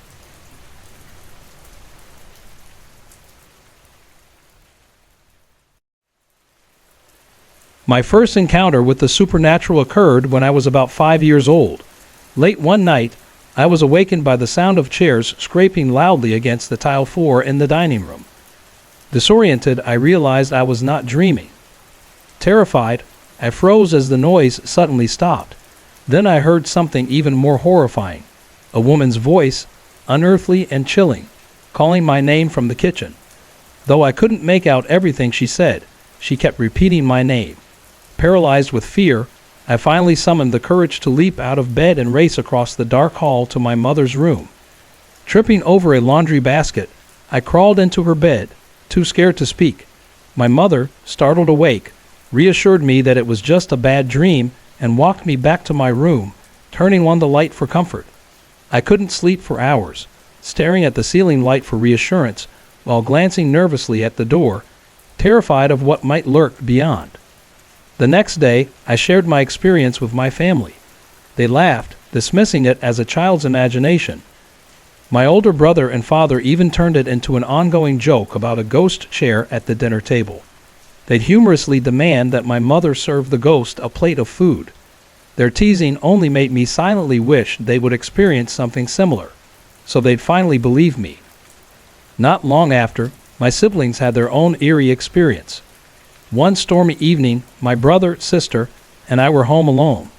My brother, ever the prankster, decided to scare us with ghost stories. He even created a makeshift PK meter, inspired by Ghostbusters, to convince us our house was haunted. As the storm raged outside, he began telling us about the ghosts he claimed inhabited our home. Sensing our growing fear, he abruptly shifted his tone, assuring us ghosts weren't real. He confidently declared, "There's no such thing as ghosts. If there were, they'd give us a sign." The moment he finished his sentence, the lights went out. The timing was uncanny, and for a moment, the three of us sat frozen in shock. The lights flickered back on seconds later, but the experience left us all shaken. After that, my brother never teased us about ghosts again. The most terrifying experience of my life occurred when I was around 18 or 19 years old. My sister and I decided to visit Siesta Key in Sarasota to enjoy the sunset. Afterward, we drove through the upscale subdivision, admiring the extravagant mansions. One particular empty lot caught our attention. Its size and location on the canal made it stand out in the tightly packed neighborhood. Curious, my sister suggested we explore it. As we wandered through the palmettos, a sudden chill enveloped us, and the sky turned a foreboding gray. My sister grew uneasy, insisting we leave. She claimed to feel an overwhelming sense of danger, imagining a vagrant or worse hiding nearby. Reluctantly, I agreed, and we returned to the car. Later, as we drove around trying to find our way off the key, we unintentionally passed the same lot again. Intrigued, I stopped the car to take another look. That's when we both saw it. A dark silhouette, shaped like a man, standing about 20 to 30 feet away. It seemed to watch us with menacing intent, but its form was transparent, and it had no face. My sister whispered, "Do you see what I see?" I muttered, "Yes," before peeling out of there as fast as I could. That shadow felt threatening, unlike anything I had encountered before. We both agreed it did not want us there, and I'm certain it scared away others, leaving that lot perpetually empty. More recently, I had another unexplainable encounter. Sitting in my driveway one night, I was attempting to connect with my spirit guide, Sunbeam. Spirit guides are believed to be entities that help us navigate life, much like guardian angels. I often talk to Sunbeam as though I'm praying, though I'd never physically seen or heard her. While speaking aloud, I noticed something to my left, a luminous apparition of a woman with long blonde hair, wearing a blue and white Renaissance-style gown. She floated 3 feet above the ground and vanished as soon as we made eye contact. While I initially thought it might be my spirit guide, I quickly realized the presence lacked the comforting aura I usually associated with Sunbeam. Instead, I realized I had just witnessed a ghost.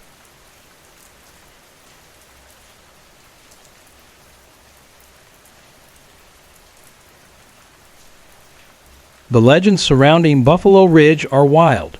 Even my high school English teacher claimed he and a friend once stumbled upon a barn filled with chickens hanging on chains, their blood dripping onto leaves below. Their discovery was followed by a terrifying chase from a monstrous truck. While thrilling, most of these tales crumble under scrutiny. There's no evidence of a crematorium ever being there. What does exist, however, are the ruins of Cincinnati's first planetarium, hidden deep in the woods. I've explored the area extensively over the years, armed with curiosity and a penchant for debunking myths. Most of the time, my experiences were mundane, save for an amused police officer who chuckled when we confessed we were looking for ghosts crossing the road. The white van legend? Likely just park rangers going about their business. Despite countless visits, I hadn't encountered anything supernatural. Until 2 weeks ago. That night, I led 2 friends, Jonathan and his maybe girlfriend Kay, to Buffalo Ridge. We arrived around 9:00 p.m., parking near an unnamed side road before hiking to the ruins. As usual, I took the lead, regaling them with local history while they trailed behind with flashlights. Eventually, we reached the remnants of the planetarium, a crumbled foundation of bricks and twisted metal buried in the hillside. We sat down, chatting about important topics like steak and shake fries versus Jolly's root beer. About 30 minutes in, Kay started muttering about how the air changed, growing visibly uneasy.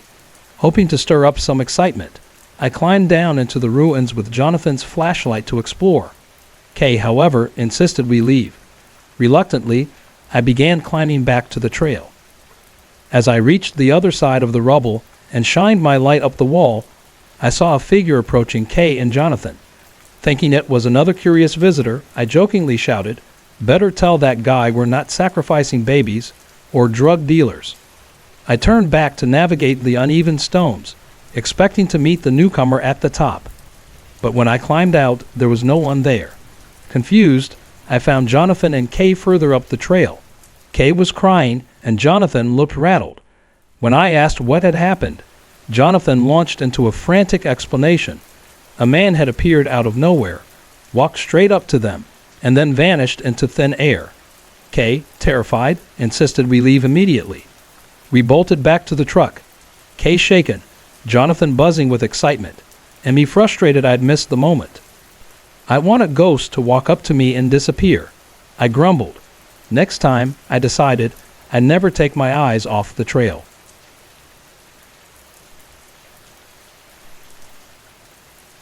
In 1987, I took my friend Denishka on a long-promised adventure through my childhood neighborhood in Iowa.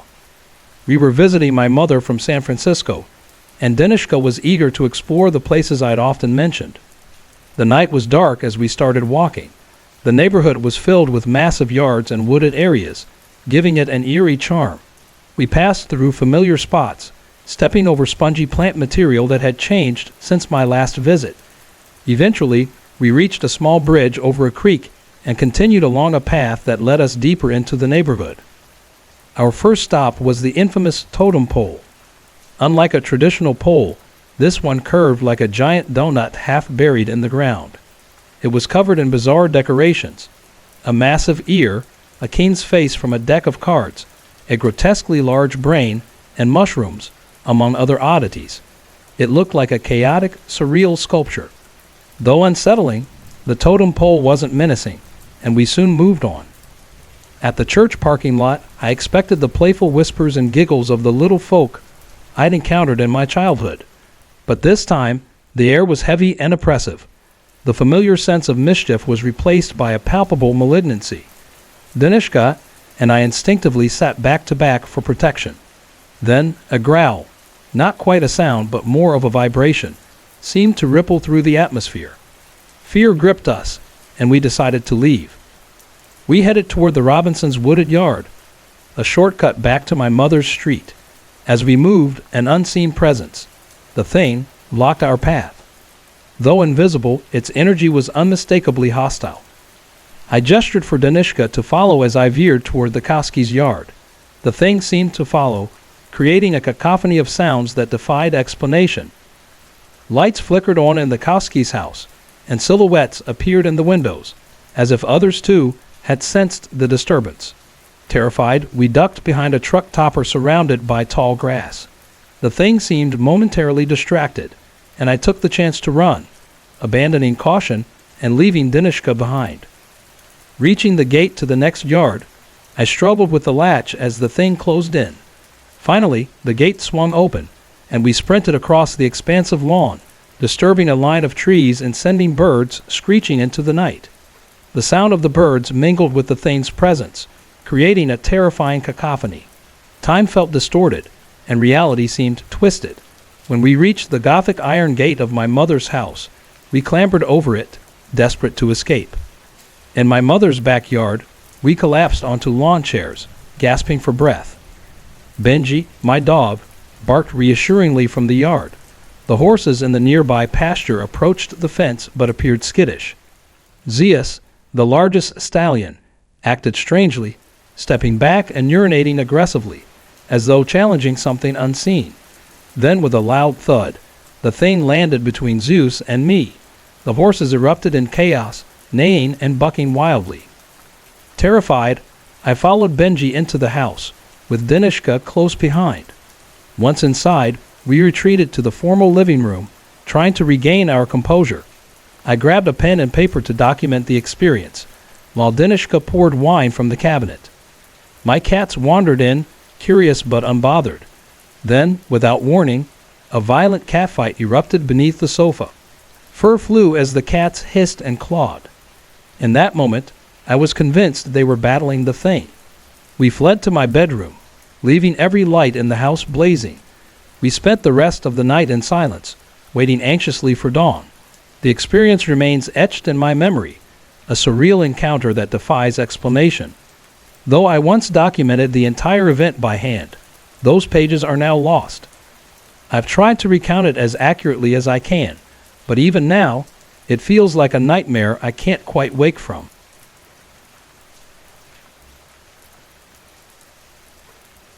I'm 35 years old now.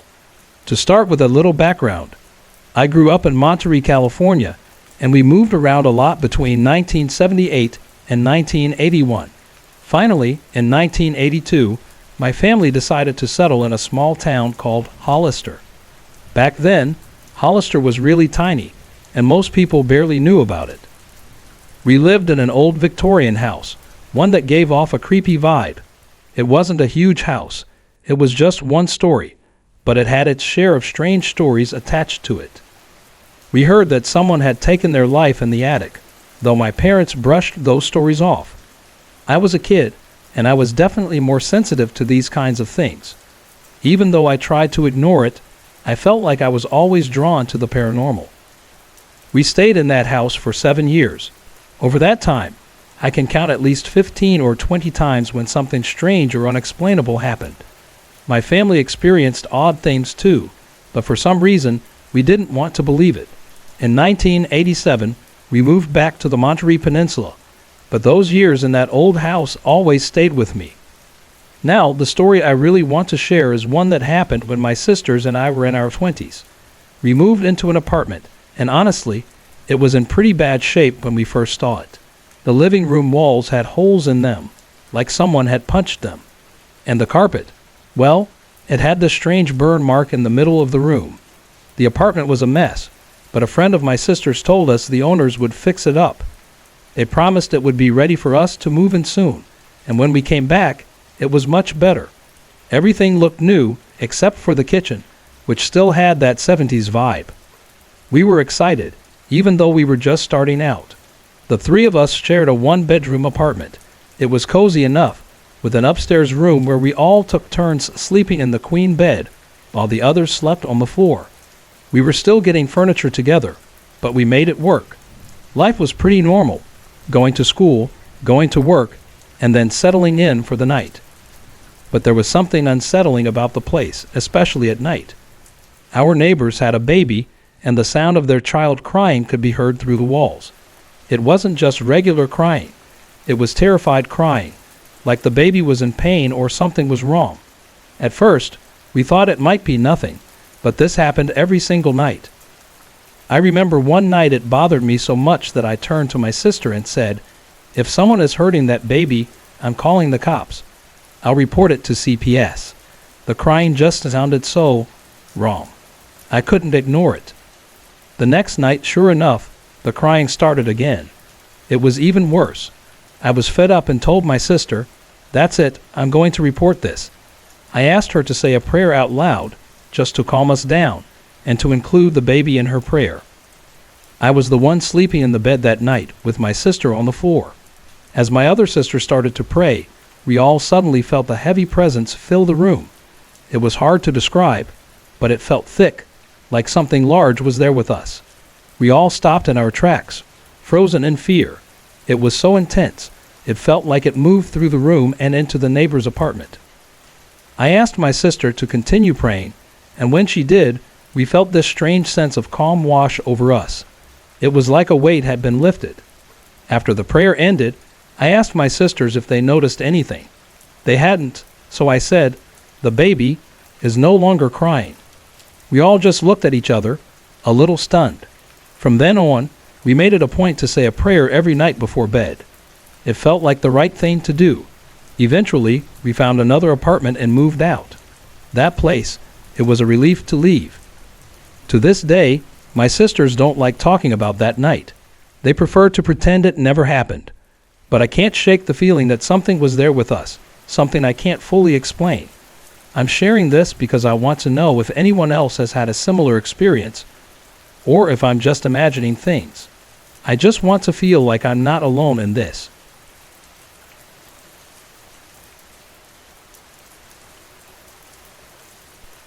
The evening began with anticipation as I left my home to the tune of the X-Files theme song, setting the mood for another ghost hunting adventure. This time, I joined the Sacramento Paranormal Society, SPS, led by Donovan Turner, founder and paranormal investigator, along with his wife Melissa, who handled case management. It was February 24, 2007, at 5:00 p.m., and I was ready to join a team equipped with tools to uncover the mysteries of the supernatural. The investigation team included Donovan Turner, Jason Cowing, equipment handler and intuitive, Diona Joya DJ Vastine Sharp, Janet Mycock, another intuitive, and myself, Paul Dale Roberts, ghostwriter and investigator. Our destination was a home in North Highlands, Sacramento County, whose occupants wished to remain anonymous. They had lived there for a year and 3 months and had been experiencing unsettling phenomena. The smell of cigarette smoke, loud bangs from the kitchen, blankets moving on their own, and shadows crossing the walls. These events had driven the family to sleep together in the living room for fear of being separated in their own home. We arrived at the residence at 7:28 p.m., greeted by stormy weather with heavy rain and howling winds. Perfect for a ghost hunt. Equipment was set up, including infrared cameras, temperature gauges, EMF meters, and voice recorders. The family recounted their experiences: the distinct smell of cigarette smoke in the bathroom, objects like hats and baskets moving in the master bedroom, the TV turning on and off, and unexplained noises in the kitchen. The investigation began with Donovan and Jason entering the son's bedroom, where they felt a cold spot lasting only a few seconds. Jason's voice recorder battery, fresh and new, drained instantly, a potential sign of paranormal activity. Janet, an intuitive, conducted a walkthrough and described her impressions. She felt a presence in the kitchen, was drawn to the backyard, and sensed a heavy, oppressive energy in the master bedroom. She detected 3 entities, a distinct coldness, and even giggling in the bathroom, which she attributed to the spirit of a young child. Throughout the investigation, the team experienced various anomalies. A video camera shut down unexpectedly, and DJ felt a presence near her while taking a break outside. Donovan witnessed the garage door opening and closing on its own, a door too heavy for any draft to affect it. When it was my turn to investigate with Donovan, we detected a temperature drop in the boy's bedroom, from 91 degrees Fahrenheit to 65 degrees Fahrenheit within seconds. I felt a cold spot, and to my astonishment, I saw a tiny orb float upwards before disappearing. My first direct encounter in the house. These moments left me in awe, solidifying my belief in the presence of something beyond the ordinary. Jason and Janet, the team intuitives, provided deeper insights.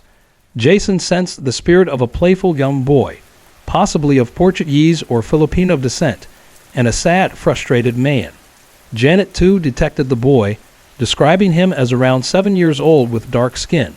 She also felt the presence of a relative of the family who had been shot, a detail confirmed by the family. Both intuitives noted the boy's playful energy and the sorrowful atmosphere of the house. As midnight approached, the investigation concluded. The family expressed gratitude, saying they felt safer with us there and wished we could stay longer so they could sleep peacefully. Donovan reassured them with a follow-up plan to analyze the audio and video evidence, while Janet's comforting words brought a smile to the mother's face. Driving home through the stormy night, I reflected on the events of the evening. Unlike the eerie tales of Kolchak, the Night Stalker, the spirits in this home seemed more playful than malevolent. Despite the family's fears, I felt no negativity and believed they were safe. Just as these thoughts crossed my mind, the song Werewolves of London by Warren Zevon began to play on the radio, ending the night on a surreal and fitting note.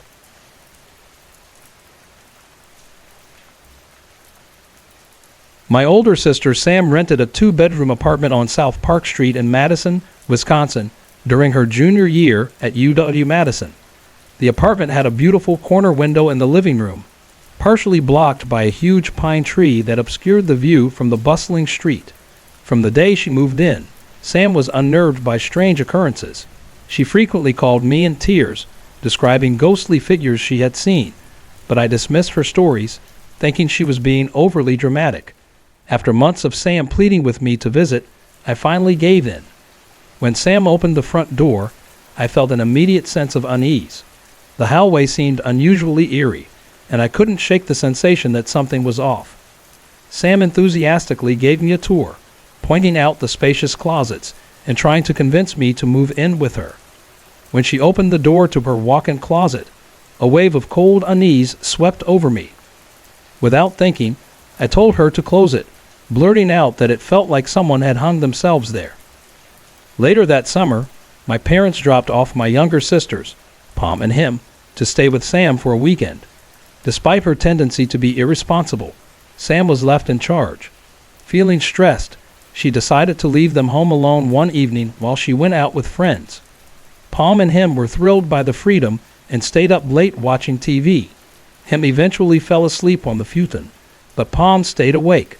Around midnight, she heard the distinct sound of high heels clicking on concrete, accompanied by laughter and the jingle of keys. Expecting Sam to return, she listened closely, but the door never opened. Pom peered out the window to check for Sam's car, but saw something else entirely. A shadowy figure resembling a little girl with curly hair and a puffy dress sitting beneath the pine tree. Terrified, she screamed, waking up him, and the two huddled together in fear. They were still trembling when Sam arrived home with her friends. After that night, neither of them stayed with Sam again. When I moved in with Sam, I shared her room and slept on the top bunk. Her computer was set up in the corner, facing away from the closet and bedroom door. Whenever I used the computer, I constantly felt as if someone was watching me. My friends thought I was imagining things and often teased me, but one night, several of them came over to cheer me up. We were talking and laughing in Sam's room when the music we were playing began to lower in volume on its own. At first, we thought it was a technical glitch, but after it happened several more times, we ran out of the room. As the last of my friends left, the door slammed shut behind her. She screamed, claiming something had pushed her out. Over time, Sam and I grew used to the presence of others in the apartment.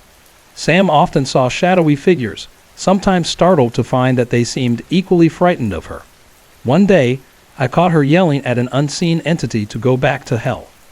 The tension in the apartment reached a peak when my entire family temporarily moved in for 2 weeks. One night, my older brother stayed up late using his computer in the living room. He turned off the TV before going to bed, but moments later, it switched back on, showing only static. This became a nightly occurrence, even after he checked the circuits and kept the remote nearby. Stranger still, the computer in our room would power on by itself, even when unplugged. It felt as if something was deliberately messing with us. Apologies for the interruption. If you're enjoying the content, give it a thumbs up and let me know what you think in the comments. Don't forget to like and subscribe for more. The most unnerving experiences involved my 3-year-old niece. She often ran around the apartment, laughing and playing with an unseen friend. When I asked who she was playing with, she innocently replied, "My new friend." One morning, I found her hiding under the covers in the second bedroom, muttering that she would tell her mom if her friend didn't behave. Pulling back the comforter, I saw her face scratched, as though tiny fingernails had clawed her cheeks. In the final week of our stay, my mom slept on Sam's bottom bunk while Sam worked on her computer. My mom awoke in the middle of the night and saw a figure standing in the doorway. At first, she thought it was Sam, but as her eyes adjusted, she realized it was a little blonde-haired girl wearing a Victorian-style dress and black buckled shoes. The girl stared silently at Sam before turning and vanishing into the hallway. The little girl's presence explained many of the eerie happenings. The computer and TV turning on, the unsettling feeling of being watched, and the scratches on my niece's face. To this day, we haven't uncovered the history of the apartment or the identity of the girl. Even now, when I drive past the complex, I feel a chill down my spine, and the memories of that place stay with me.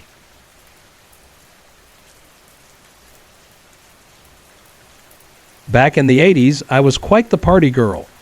I was in my early 20s, enjoying life, dancing, and letting loose on weekends. At the time, I lived with my sister, Lucille, in Whittier, near Washington Boulevard and Broadway. Often, I'd come home from a night out, buzzed, and head straight to bed. That was when the unexplainable visitors would appear. My 5-year-old niece later told me she would sometimes hear me talking, laughing, or even crying late at night. She assumed I was on the phone, though I wasn't. I remember hearing voices during those nights. It was as though someone was talking to me, and I was responding. At first, I chalked it up to the alcohol and deep sleep that followed a night of partying, but it became clear that these experiences weren't dreams. I'd wake up paralyzed, unable to move or scream, with my eyes wide open. I vividly remember seeing figures coming down the hallway toward me, even in the full light of morning. The terror was overwhelming, but my body refused to respond. One particularly disturbing morning, I woke up to what felt like someone making love to me. It was an overwhelming sensation, leaving no doubt in my mind that it wasn't just a dream. These experiences weren't limited to nights after partying. They happened on regular evenings, too. My niece later confessed that she once saw a figure standing in her doorway at night. She hid under her covers, terrified, and passed out from fear. When she woke up in the morning, drenched in sweat, she insisted it wasn't a dream. To this day, she maintains that she saw something. Once, While sitting in my room, I noticed something strange in the wood paneling on the walls. The swirling patterns seemed to form faces, demonic faces. I told Lucille about it, but she dismissed my concerns, not wanting to frighten my niece. Eventually, we removed the paneling and painted the walls instead. Fast forward to 2003. I was living in Sun Valley, near Burbank, with my sister Rose. We were preparing to move to a new house in Whittier. One morning, while lying in bed, I suddenly found myself paralyzed. I couldn't move or scream, but I could hear voices. A demonic woman said, "We should have never let you get away from us." Then, a deep male voice added, "This time you will not get away from us." I struggled desperately, trying to call for Rose, but she was in the garage and couldn't hear me. After what felt like an eternity, the pressure lifted, and I ran downstairs to tell her what had happened. She told me I should have prayed, but in that moment, I was too terrified to think clearly. The voices haunted me. I wondered who these demons were and why they claimed they should have never let me go. Were they the same entities from Lucille's house in 1989? Back then, I only ever heard male voices, but this time, a female voice had joined in. Over the years, I've learned how to cope with these experiences. Now, when sleep paralysis strikes, I'm prepared. I rebuke the entities in the name of Jesus Christ, and it works. They flee immediately. For anyone experiencing similar phenomena, I can't stress enough the power of those words. Simply fighting or screaming doesn't work, but rebuking them in Jesus' name sends them fleeing. I've always felt there's a battle for my soul, especially since I'd struggled with depression, a weakness that demons often exploit. One time, I couldn't remember the word rebuke during an attack, and I was unable to fend them off. The exhaustion afterward, both mental and physical, was overwhelming. Thankfully, those experiences have become less frequent, but the memories linger. Recently, something strange happened that didn't feel malevolent. I was resting my feet on the metal frame of a dade one morning, having gotten up early to turn off my alarm. I fell back into a deep sleep and was startled awake by a hard whack on my feet. It shook my entire body, but when I sat up, no one was there. Oddly, it happened at precisely the time I usually woke up, 6 a.m. Though it startled me, this presence didn't feel evil. It felt like a caring spirit, perhaps even a guardian angel. Now, I live back at home with my mom, in the same room I had as a teenager. Nothing unusual has happened here, except for that one morning. I don't attend church, but my faith in God is strong, and I pray often. I know my faith is a shield, but depression remains a vulnerability that I must guard against. Demons exploit those weaknesses, but with prayer and strength, I've learned to stand my ground. To anyone dealing with similar experiences, don't be afraid to rebuke these entities. You're stronger than you think, and those words hold incredible power.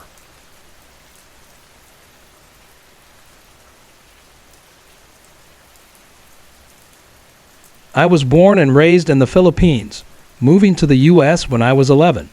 This story, however, takes place in the Philippines when I was 7 years old. Though my memories of the event are hazy, my uncle and other family members have retold it during gatherings over the years, making it one of those family stories that leaves everyone both awed and perplexed.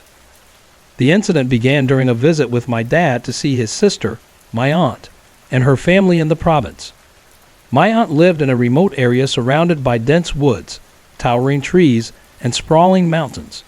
She had 3 children, one my age and 2 slightly older. When we arrived, they greeted us with enthusiasm, and soon my cousins and I ventured outside to play. We decided on a game of hide and seek, with my older cousin as the seeker. Determined not to be found, I spotted an enormous ancient tree with a gaping hole at its base. A perfect hiding spot, I thought. However, in my excitement, I forgot an important rule my elders had taught me. Always say, "Tabi tabi po nuno," meaning, "Pardon me, little people," when venturing near trees, rocks, or other natural areas believed to be inhabited by duendes or dwarfs. These mythical beings, according to Filipino folklore, can either be benevolent or malevolent, depending on how you treat them. I stayed hidden in that tree for what felt like an eternity. When I finally emerged and returned to my cousins, they told me they had given up searching for me, unable to find me anywhere. I thought little of it at the time. That evening, however, I began feeling unwell. Shivers racked my body, and I made frequent trips to the bathroom, vomiting. Soon, I became delirious. My dad later told me that I fell into a semi-comatose state for 3 days. During that time, I was sweating profusely, crying, laughing, and even speaking to invisible entities as though they were right in front of me. My family was terrified. Doctors at the local hospital were unable to determine what was wrong with me. Desperate for answers, my aunt questioned her children about what we had done that day. When they mentioned the hide-and-seek game and my prolonged disappearance, my dad and aunt became convinced that I had offended an evil duende by hiding in the tree without showing respect. They decided to consult an albularyo, a traditional Filipino healer or witch doctor. According to my family, the albularyo immediately sensed the presence of something otherworldly when they brought me in. She performed a ritual involving a lit candle, a shallow tub of water, and special oil derived from plants. As she chanted in an ancient language, she poured the candle's melted wax into the tub.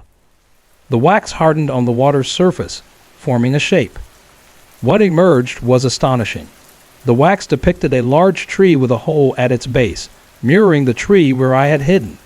Inside the hole was a figure resembling me, surrounded by several small beings, the duendes. Some appeared to be standing and staring, while others seemed to be throwing objects at me.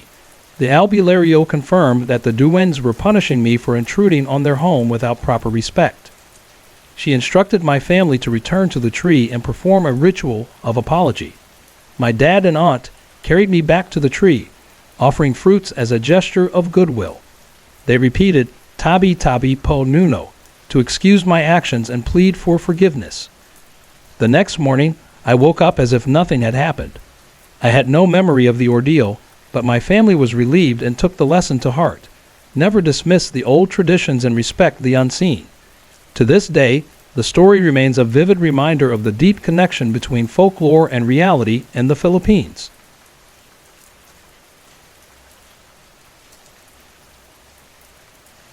Back in the early 80s, I met my best friend Diane during our freshman year of high school in Whittier, California. Diane lived on Mar Vista Street near Colima Road, an area notorious for eerie happenings and urban legends. Even in recent years, it has been in the news. For example, the discovery of a woman's body in the Colima Road Canyon not far from Diane's house. The woman, who worked for Coca-Cola in Downey and was about to testify in a workplace harassment case, disappeared shortly before filing for divorce. Her body was discovered just weeks later, though the mystery of her death remains unsolved. One day during high school, Diane and I decided to skip school and head to her house. From the moment I stepped inside, I felt uneasy. The house itself was lovely, filled with expensive furniture and spacious rooms, but something about the atmosphere unsettled me. Diane noticed my hesitation and laughed it off. Still, I refused to let her leave my side, even when she needed to use the bathroom. Though Diane's house made me uncomfortable, nothing outwardly strange happened that day. I brushed off the feeling and continued our friendship as normal. Over the years, I spent more time at her house, becoming like a member of her family. Yet every visit came with that same lingering unease. One Christmas, years after high school, I stayed at Diane's house for the holidays. That night, her sister Nancy and her husband let slip a secret that the family had kept from me for years. The house was haunted. They explained that everyone in the family had experienced inexplicable phenomena. Diane shared how, one night, she felt someone climb into bed with her. Assuming it was her sister Nancy, she glanced down to see whose arm was draped over her, only to find there was no arm. Terrified, Diane bolted to her parents' room. Her parents later admitted they had often seen a figure peering into their bedroom from the hallway at night, though it never entered the room, until one fateful evening. Nancy's experiences were even more chilling. One night, she woke up with the unmistakable feeling that someone was standing behind her. Too frightened to look at first, she finally turned to see a hooded black figure looming by her bed. Screaming, she fled past the apparition and into her parents' room. Another time, in broad daylight, Nancy was climbing through a window to retrieve her forgotten keys when she saw the same dark figure strolling through the house. She immediately scrambled back outside and refused to go back in alone. Even Diane's mother had a direct encounter. One night, she woke to find the black figure standing at the foot of her bed. She screamed and tried to wake her husband, clawing at his face in desperation, but he wouldn't stir. Finally, she managed to turn on the light, and the figure disappeared. As they recounted their stories, I was both horrified and furious that Diane had never mentioned this haunting to me before. She admitted that she hadn't wanted to scare me, especially since so many visitors, like me, sensed something was off the moment they entered the house. When Diane's family eventually moved out, her cousins took over the property. Despite dismissing the ghost stories, they reportedly experienced significant turmoil in their lives after moving in. One possible explanation for the haunting came from a family friend who visited Diane's parents one day. Noticing a peculiar statue in their living room, the friend asked, "Why do you have that?" The statue, which Diane's parents had bought at an antique shop, turned out to be an artifact linked to a malevolent deity that supposedly required sacrificial offerings. Despite the ominous warning, Diane's parents didn't take it seriously, and they left the statue behind when they moved. The Colima Road area itself seemed steeped in the paranormal. In 1998, as I was driving home late one night, I had my own eerie encounter. Just as I reached the top of the hill on Colima Road, an unlit stretch of road devoid of streetlights, a bright object streaked across the sky directly above my car. It wasn't a reflection or an airplane. It looked like a glowing tennis ball at arm's length, zipping toward La Habra. Between UFO sightings, ghostly apparitions, and even unsolved murders, Colima Road and its surrounding areas remain a hotspot for strange occurrences. If you're familiar with this area or have your own experiences to share, I'd love to hear your stories. There's something about that place that seems to attract the inexplicable.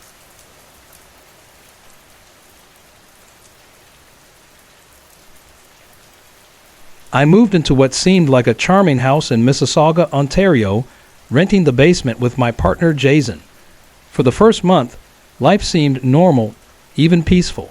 But soon, strange occurrences began to disrupt our home. At first, it was just unplaceable sounds and inexplicable rearrangements of items. Entire cabinets would be emptied and reorganized within minutes. Then small handprints, like those of a child, started appearing on the mirrors in our bedroom and bathroom. Objects began to break without explanation. We often heard the laughter of children and decided to approach these entities with compassion, feeling a profound sadness for their apparent suffering. I even saw one, a boy I came to know as Joan, crying in a corner one day. He appeared again, weeping into my dress in the middle of the room. I spoke to him, offered toys, and reassured him. For a time, the disturbances stopped. After cleansing the house, we thought they had moved on, but we were wrong. Within a month, the activity resumed, even more aggressively than before. Jason became the target of physical attacks, being poked, slapped, and hit. I felt a constant oppressive sadness, as though life had drained away. Then came the dreams, vivid, recurring nightmares of John playing happily before choking to death on an apple. We later learned that the property had once been a farm, which made the dream all the more hauntingly plausible. The turning point came when Jason decided to communicate with whatever was in the house. After enduring a series of painful hits, he asked if the entity could hear him. A powerful strike to his head was the response. When he inquired about its age, it responded by hitting him repeatedly, 8 times, 10 times, 6 times, and back to 8. Jason then asked if it wanted to show him something. The hits intensified. When he named areas of the house, it went wild when he mentioned the kitchen. Upon entering the kitchen, he heard rustling near the garbage but saw nothing. He ran back to the bedroom. As days passed, the activity escalated. Dishes shattered violently in the sink during Thanksgiving dinner. My violin Rosen was destroyed, my goblets smashed, and knives thrown from walls. One evening, as I sat at the computer, I was struck on the head by an unseen force. From that point, I constantly felt watched by something malevolent, something that wanted me gone. Jason and I stopped sleeping in the dark. One night, as we lay in bed, a dark shadow materialized in the corner of the room. It grew larger and larger until Jason turned on the light, and it vanished. The oppressive energy lingered, though, leaving me with the same dreadful sense of being unwelcome. It became clear that more than one entity was present. My health deteriorated rapidly. I felt sore and weak all over, but no medical explanation emerged. One evening, as I showered, I heard Jason call, "Hi." I called back, only to realize he wasn't home yet. Peeking through the shower curtain, I saw a horrifying face staring at me. I lashed out at the curtain and yelled, but no one was there. I bolted out of the bathroom, dripping and terrified, and waited outside for Jason to come home. The worst came just before we decided to leave. One night, as I showered again, I was scratched. Deep, burning marks slashed across my face, 18 perfect lines. When Jason arrived, he helped calm me down, but within moments, I was attacked again, menaced 22 scratches across each breast. As he cleaned my wounds, new scratches appeared along my back and spine. The pain was excruciating, lasting for days. We knew we couldn't stay any longer. On our last night in the house, I went to bed only to wake with a searing pain in my leg. Confused, I discovered a second-degree burn, the size of my palm, though I hadn't been near anything that could have caused it. My scars, on my chest and from the burn, are lasting reminders of the terror we endured.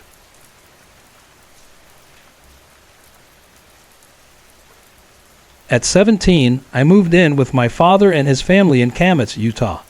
They had just left a home in Tremonton for what would become known to me as Afton Brimhall's house. It was the first time I had lived in a home with a name, and that detail alone should have tipped me off that this place would be different. Afton Brimhall had been a close friend of my father's and grandmother's, but he and his wife had passed away, both within the house, long before I ever met them. Their deaths didn't bother me at first. I had long since made peace with death. However, the moment we stepped inside for the first time, my stepmom froze. "I can't live here," she told my dad. "It feels like we're not wanted." I didn't feel anything then, but over time, her unease became impossible to ignore. When my dad traveled for work, my stepmom struggled to sleep. The house seemed to hum with an invisible tension, a presence we couldn't define but couldn't deny. When he was home, the tension eased somewhat, but not entirely. We stuck together, determined not to let this unseen force disrupt our lives. About a month in, when business slowed and my dad began staying home more often, the feelings of being watched escalated into something far more tangible.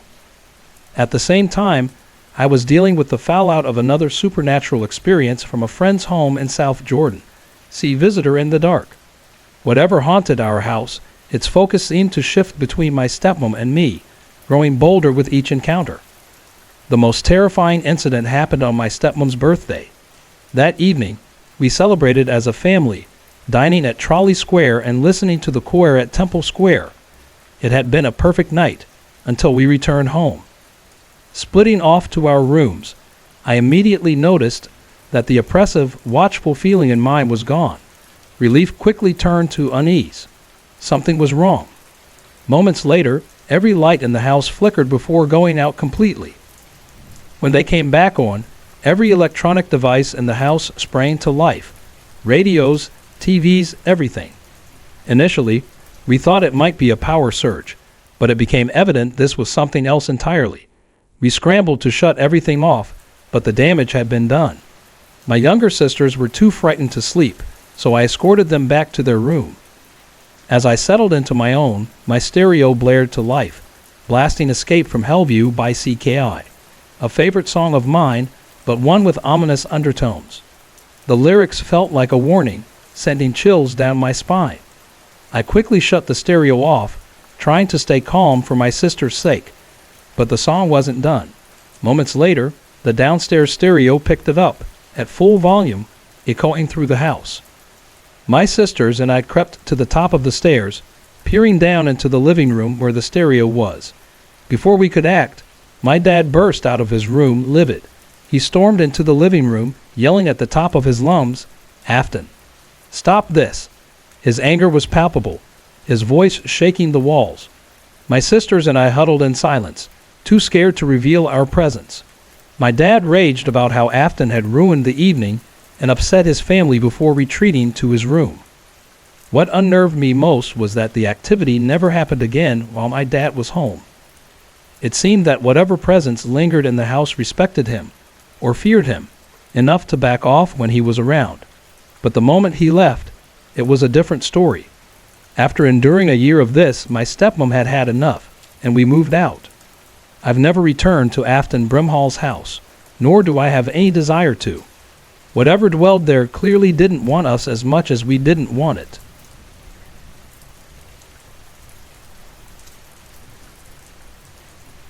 In 2000, my mother divorced my father, and by the following year, we were living with her boyfriend, Eric, who would later become her husband. His home and city were unfamiliar to me, but I quickly made friends with a girl who, like me, was questioning the beliefs we were raised with in the LDS, Mormon, faith. She was adventurous and superstitious, always willing to try something new, even if it veered into the supernatural. One night, driven by curiosity and a desire for answers, we decided to use her sister's Ouija board. Some of our questions were answered, but many weren't, leaving us feeling a bit underwhelmed. We left the board behind and retreated to her room to talk. That night, as we lay awake, an unease crept over us. We began hearing shuffling noises outside her bedroom door. Too frightened to open it, we turned on the light and kept a wary eye on the door, praying it wouldn't move. But it did. The door didn't creak open as one might expect. It violently swung open, revealing the dark, empty hallway beyond. At that exact moment, the light in her room didn't simply go out. The bulb burst. We screamed in the sudden darkness, paralyzed with fear, hoping someone would come to help us. But we were alone in the house.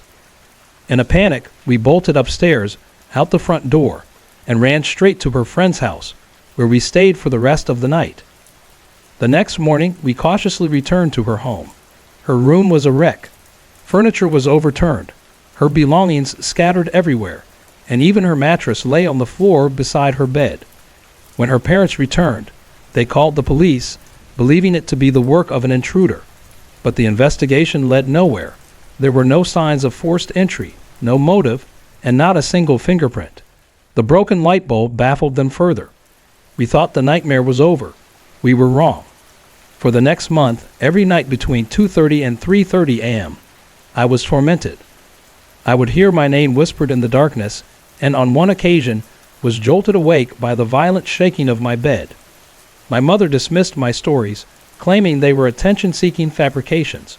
Desperate for solace, I began sleeping on the couch, only to wake up there in the mornings, drained and uneasy. Then, just as suddenly as it had started, the torment stopped. A part of me wondered if I'd imagined it all, if it was a psychotic episode or a manifestation of stress. But the memories lingered, like something lurking just out of sight in the darkness, waiting.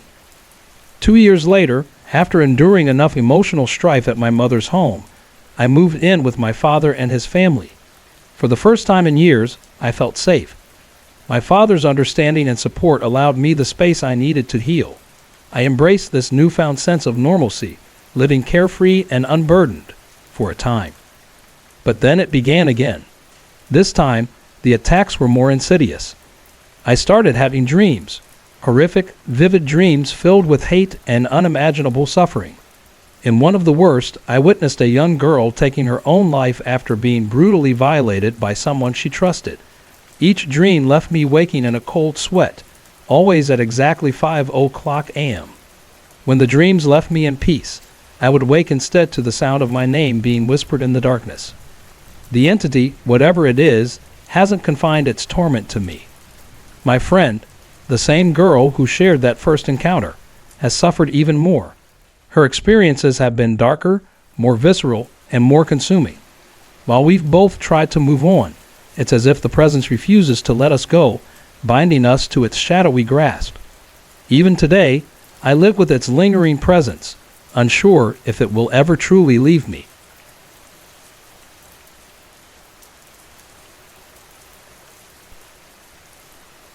When I was 16, I met a girl who became an instant and close friend. She was unique, fun, and intriguing, and as time went on, she let me in on a secret. She and her mother practiced witchcraft. At first, I was skeptical. My faith runs deep, and I wasn't sure what to think. But they explained that what they practiced was white magic, which they assured me was harmless and even positive. Over time, they convinced me to go along with it.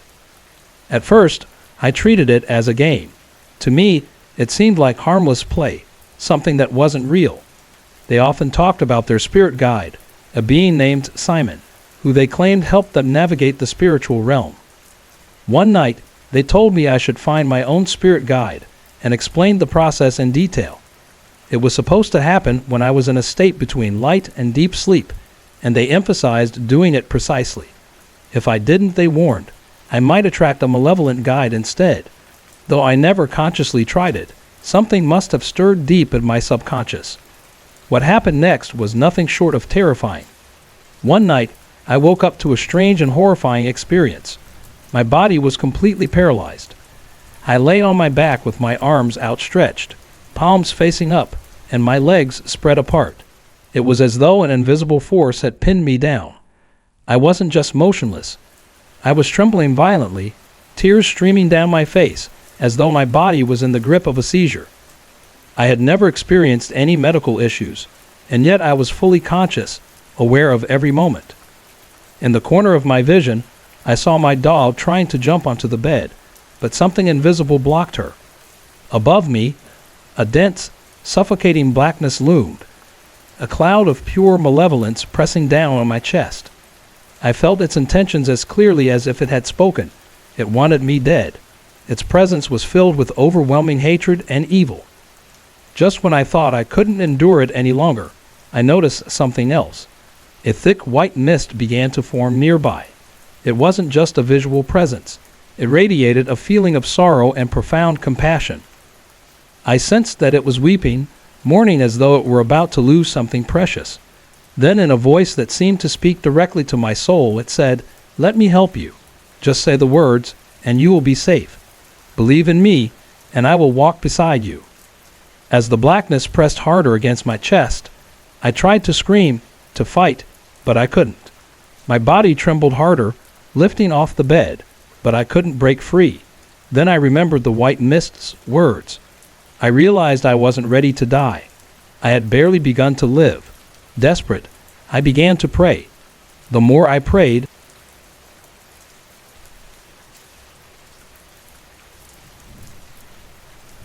I've had my fair share of weird encounters, but none as persistently irritating as the one involving an annoying ghost I've nicknamed Jerry. Over time, Jerry has become a consistent, if uninvited, presence in my life, causing hallucinations, moving objects, and even leaving cryptic signs behind. He's not frightening. He's just infuriating. Here are two of the most recent encounters I've had with him. Late one night, I crept down the stairs quietly, not wanting to wake anyone. The hallway to the bathroom and laundry room was lit, casting a glow that contrasted sharply with the darkened space around me. Twice before, I'd seen Jerry's shadow stretching toward me from that hallway, but whenever I rushed to confront him, the small laundry room and bathroom would be completely empty. On this particular night, I reached the bathroom and looked into the mirror. That's when I caught a glimpse of a figure darting out the door behind me. I whipped around, heart pounding. There was no one there. Trying to shake off the chill creeping down my spine, I returned to the living room. That's when the TV, which had been playing America's Most Wanted, flickered. Suddenly, the screen filled with a grotesque, bloody face staring at me with black, soulless eyes. The image vanished into static before the show resumed like nothing had happened. "All right, Jerry, you've made your point," I thought. But he wasn't done. Turning around, I saw his shadow again at the end of the hallway. This time, it moved to the left, toward the heat duct, the only possible exit. Racing down the hall, I found nothing. Not a trace of him. A week later, I was on the phone with my friend Stephanie, the only person I've trusted enough to share these experiences with. As we chatted, I suddenly heard the upstairs phone pick up. Then came the sound, Jerry's distinctive cough. "Yoo-ha!" Goo-ha! It blasted into my ear, loud and guttural. I nearly screamed, but to my shock, Stephanie didn't react. She kept talking as if nothing had happened. "Did you hear that?" I asked, interrupting her. "Hear what?" she replied casually. Was I losing my mind? Grabbing the cordless phone, I dashed upstairs to check.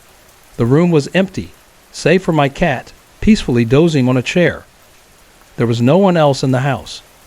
Jerry's antics aren't limited to shadowy figures and creepy sounds. He's also a master at rearranging and hiding my belongings. Once, my flashlight vanished from my bedside table, only to reappear days later in a hidden compartment in the laundry room, somewhere I never would have put it. Desperate for answers, I left a note and pen in the secret compartment, writing, "I want answers. Either respond or get out of my house." The next day, I found a series of dots on the paper. Not quite a message, but certainly not something I'd written. His pranks don't stop with me. My mom frequently misplaces things, and I can't help but wonder if Jerry is behind it. He's an ever-present irritation, a ghost who seems more interested in being a pest than a proper haunting. I've tried humor, reasoning, even direct confrontation, but Jerry refuses to engage meaningfully. I've considered capturing proof of his presence, setting up a video camera or a tape recorder in hopes of catching him in the act. So far, I've had no luck. Despite my frustration, one thing is clear: Jerry isn't going anywhere for now.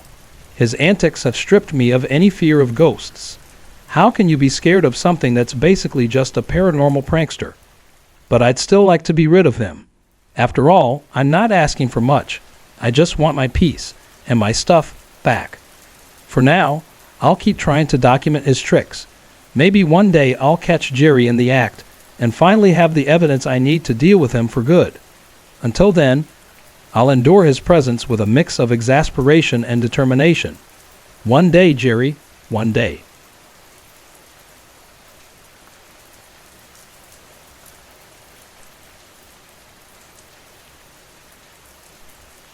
I've never shared this experience with anyone besides one other person, and for a long time, I tried to rationalize it away as sleep paralysis. The events only ever happened in my parents' house, and nowhere else.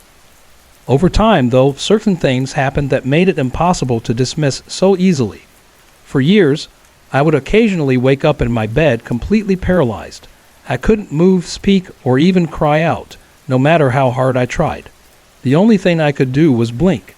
Each time, I felt a crushing weight on my chest, like something unseen was pressing down on me. It wasn't a shadow or figure, just a strange, palpable darkness. And then it would speak. The voice was always the same, grim, raspy, and whispering.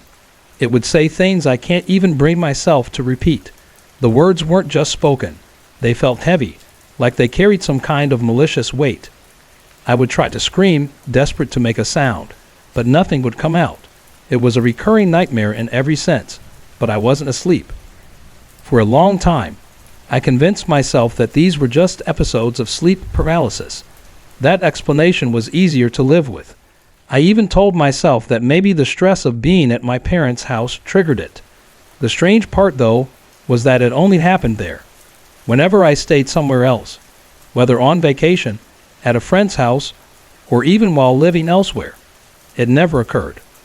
I could only escape it when I wasn't at home. I didn't talk to anyone about it until my cousin came to stay with us for a few months. One day, out of nowhere, he asked me if I believed in ghosts. I didn't know how to respond at first, so I just stared at him. Then he started telling me about what had been happening to him at night. He said he had woken up multiple times unable to move, feeling as though something was choking him. He described it as a crushing weight on his chest, just like I had experienced. He also said he heard a voice, raspy, sinister, and whispering things he couldn't fully understand but knew weren't good. My stomach turned as I realized that he was describing exactly what I had gone through, right down to the tone of the voice and the oppressive feeling in the room. The eerie part. While my cousin was experiencing these things, I hadn't had a single episode. It was as if whatever had been tormenting me had shifted its attention to him. That alone would have been unsettling enough, but what happened next was something I can never forget. As we talked about our experiences and tried to figure out how to deal with whatever was happening, the room suddenly grew cold, frigid, but only in one small area near the door. The rest of the room felt normal, but there was this sharp, icy pocket of air that felt wrong. We were both on edge, and then it happened. A sound broke the silence, freezing us in place. It was like nothing I'd ever heard before. Part growl, part wail, high-pitched but guttural, like a cat in agony, but far more intense. The sound moved around us, circling the room, and then began moving toward the door. I barely had time to process what was happening when the door, which had been wide open, slammed shut with a force that shook the walls. It didn't just swing closed, it slammed so violently that it startled both of us into silence. We just stared at each other, utterly terrified, trying to make sense of what we had just witnessed. After that day, the experiences stopped for both of us. I haven't had a single episode of sleep paralysis since then, and my cousin says he hasn't either.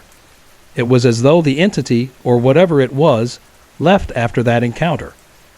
I can't explain why it happened, or why it ended so abruptly, but I'm grateful it did. Even now, I can't think about it without a chill running down my spine. Whether it was sleep paralysis, a haunting, or something else entirely, I'll never forget the way it felt, and I'll always wonder why it stopped so suddenly after that night.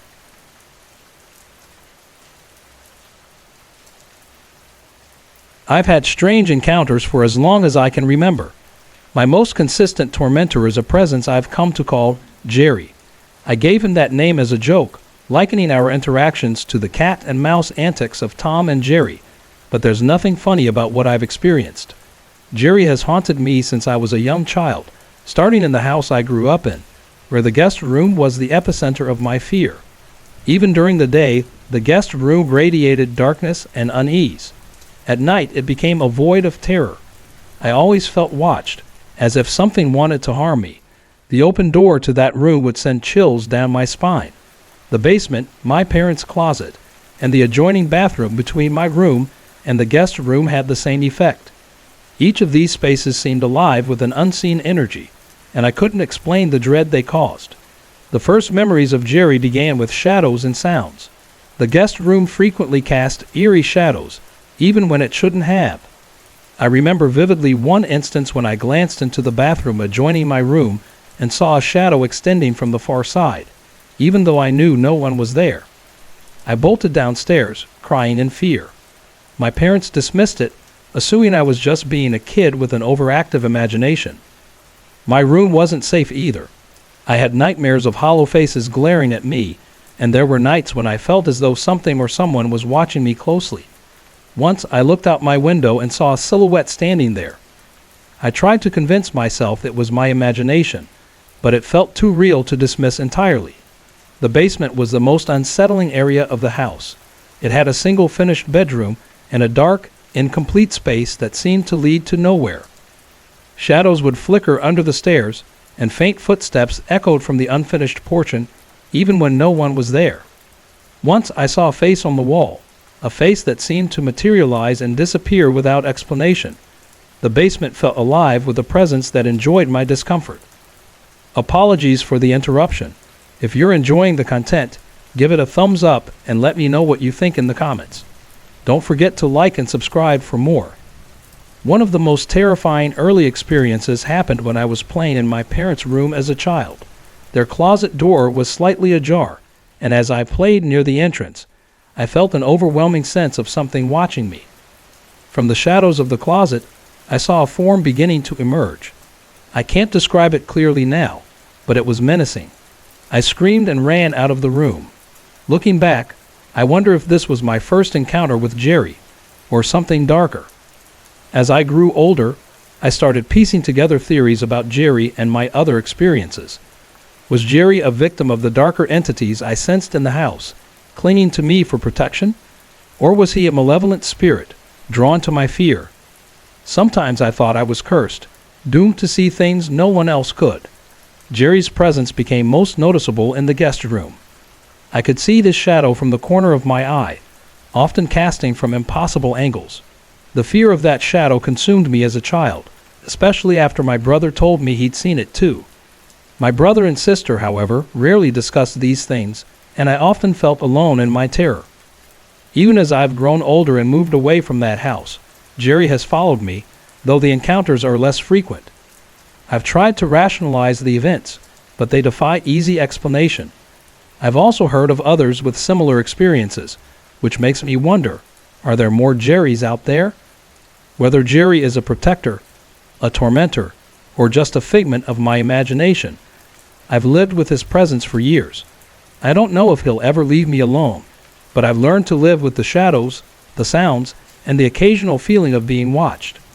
Whatever Jerry's purpose, one thing is certain. I am not alone in my experiences, and I am not imagining the fear that he brings.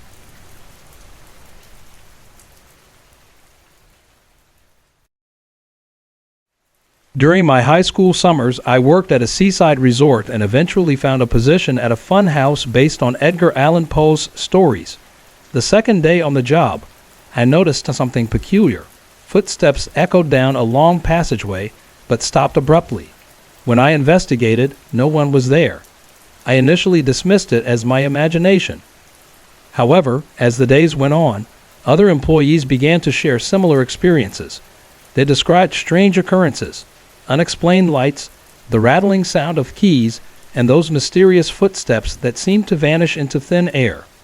These events were concentrated in two specific areas of the fun house, and we soon began noticing patterns that suggested two distinct presences, whom we named Edgar and Allan. Allan was mischievous and playful. He'd shine lights in our faces only to disappear moments later. Edgar, on the other hand, exuded a more methodical energy, his presence marked by a steady pacing along the front stairs and through the graveyard scene. Their activity remained harmless until the second year. That summer, a runaway girl joined our team, and Edgar and Allan seemed drawn to her. One day, her bandana, double knotted to her belt loop, was found in the graveyard scene, still knotted, with her belt loop intact. Pranks targeted her frequently whenever she entered the house, but the situation escalated when she was sitting on a coworker's lap. A 2x4, used to bar the doors at night, inexplicably flipped over and struck her. The angle made it impossible for the board to have flipped naturally, and the incident left her with a nasty bump and a mild concussion. A few days later, I had my own unsettling experience. While walking through one of the scenes, I saw a hand pull back a curtain. A chilling feeling overwhelmed me. Despite my fear, I screamed, and a coworker rushed to my side. When we checked behind the curtain, no one was there. The experience shook me so deeply that I took time to meditate, seeking clarity on the strange happenings.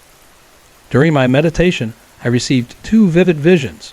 In one, I saw the runaway biting a man's hand. In the other, I saw her hitchhiking, with the strong impression that it was September. I warned her, urging her not to hitchhike in September, though she didn't take my warning seriously. 2 nights later, a man loosely connected to the fun house invited her to a party. Tragically, the gathering turned into a nightmare. When she arrived, a group of men assaulted her at gunpoint. She later confided that she had bitten one of the men's hands during the attack, which prompted them to threaten her further. Fearing repercussions as a runaway, she didn't press charges. A few weeks later, in September, she hitchhiked home from a Grateful Dead concert. Police eventually picked her up, returning her to her family.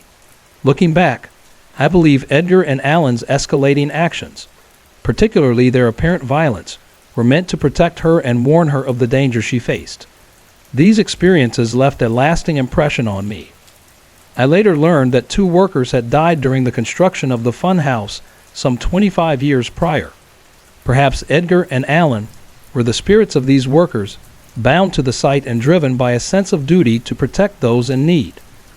Whatever their origins, I'll always remember their attempts to intervene, however unconventional or eerie they might have seemed at the time.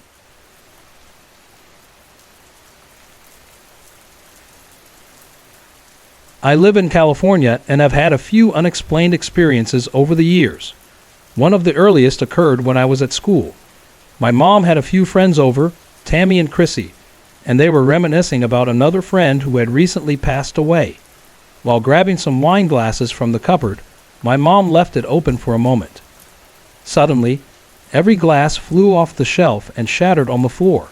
What was odd was how the thickest parts of the glasses broke, yet the fragile rims remained intact.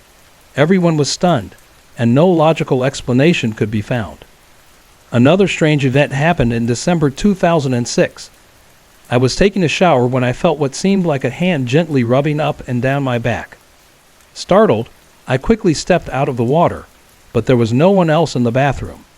When I cautiously stepped back under the water, it had turned icy cold despite being set to warm. I adjusted it back to warm and rushed out of the shower, only to find the bathroom fogged up in a way that didn't match the water's temperature. It was unsettling, to say the least. That same month, my mom was cleaning the house when she heard unusual noises.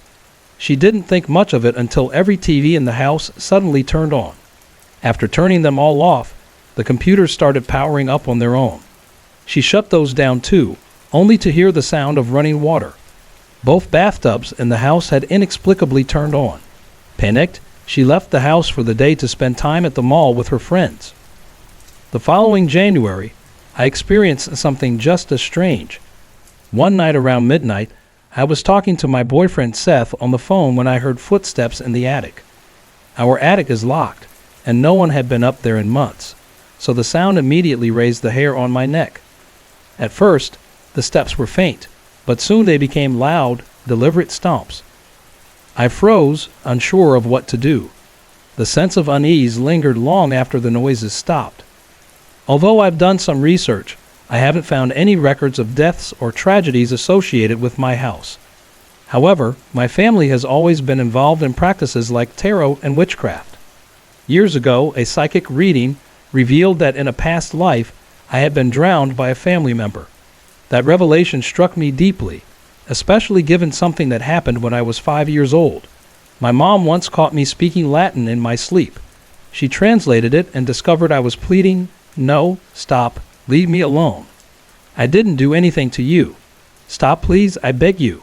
Even now, when I'm in certain places, I've been told I unconsciously speak Latin, a language I've never learned.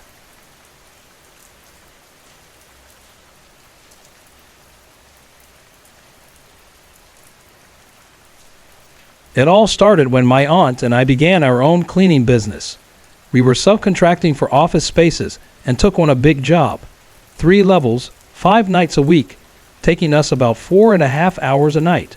It was hard work but manageable, and at first, everything seemed normal. Back when my Aunt Debbie was working with me, little things happened that I didn't pay much attention to. She'd occasionally ask why I was calling her, only for me to tell her I hadn't said anything. It was strange, but nothing I thought too much about. When Debbie left to focus on her family, I brought in someone new to help with the workload, and that's when things started to escalate. One night, as we moved to the 2nd level of the building, we were hit by an awful stench coming from the kitchen in the common area. It was so strong it filled the entire floor. We tried to ignore it and continued with our work, emptying the waste paper bins in one of the offices. That's when we heard it, a rattling sound coming from the double glass doors. At first, I thought it might be someone entering the office across the hall, but the noise came again, louder this time. We went to check, but there was no one there. The hallway was empty. It happened again minutes later, and by this point, we were too uneasy to stay apart. We moved to the 1st level and stuck together, cleaning everything side by side. Apologies for the interruption. If you're enjoying the content, give it a thumbs up and let me know what you think in the comments. Don't forget to like and subscribe for more. I'd left the keys, a set of about 10, on a table just inside the main glass doors. When we returned after emptying more bins, the keys were gone. We searched everywhere but couldn't find them. Eventually, we were so scared we called security to escort us to our cars. The next day, the staff found the keys in the men's bathroom, which was the first place we had looked the night before. As time went on, small things kept happening. Cleaning chemicals would disappear and later turn up in places we'd never put them. Phones in the building would randomly start playing the radio, stopping only when we walked away. It was unsettling, but nothing prepared me for what happened one night when I got a call from my coworker, Jody. She had started her shift about 30 minutes before me and called, her voice shaking. She swore she'd heard a woman's voice saying, "Hi," even though she was the only one in the building. I told her to wait downstairs until I arrived with my Uncle Kerry, who sometimes helped us. The three of us went back upstairs together, and for a while, nothing happened. Hours later, I took the lift with Jody to help her with some trash, and then told her I'd head back up to get Kerry and set the alarms. When I stepped out of the lift, I saw the vacuum cleaner, but no Kerry. Then I heard laughter, soft and unsettling, coming from my left. I turned to look, but no one was there. Kerry suddenly appeared from the glass doors on my right. Confused, I asked if he'd been laughing, but he swore he hadn't. That moment stuck with me, but it wasn't the end of the night's strangeness. As we were getting ready to leave, we realized the mop was missing. The three of us took the lift back up to the first level to find it. We retrieved the mop and piled back into the lift. That's when I noticed something that made my stomach drop. There were 4 people in the lift. Only 3 of us had gotten in. It was just a glimpse, but I saw it. Someone else was there. My heart raced, but I said nothing. When we reached the cleaning room on the ground floor, I thought we were finally safe. But then Jody froze, staring at the light above us. The fluorescent tube light, hanging by chains, was swinging violently. Kerry steadied it, and we tested everything. The door, the airflow, but nothing could explain it. The only way to make it move like that was to push it manually. That was the final straw for me. I resigned the next day. I finished out the month, but I knew I couldn't keep working in that building. I've never felt so afraid of something I couldn't see. Even now, I can't explain what happened in that office. Was it a ghost? A trick of the mind? I'll never know for sure, but I hope I never experience anything like it again. Hey everyone! I put a lot of effort and heart into creating these videos just for you. If you're enjoying the content, I'd love to hear from you. Drop a quick comment below and let me know where you're watching from and what time it is for you right now. Your support means the world to me, and it keeps me motivated to bring more awesome videos your way.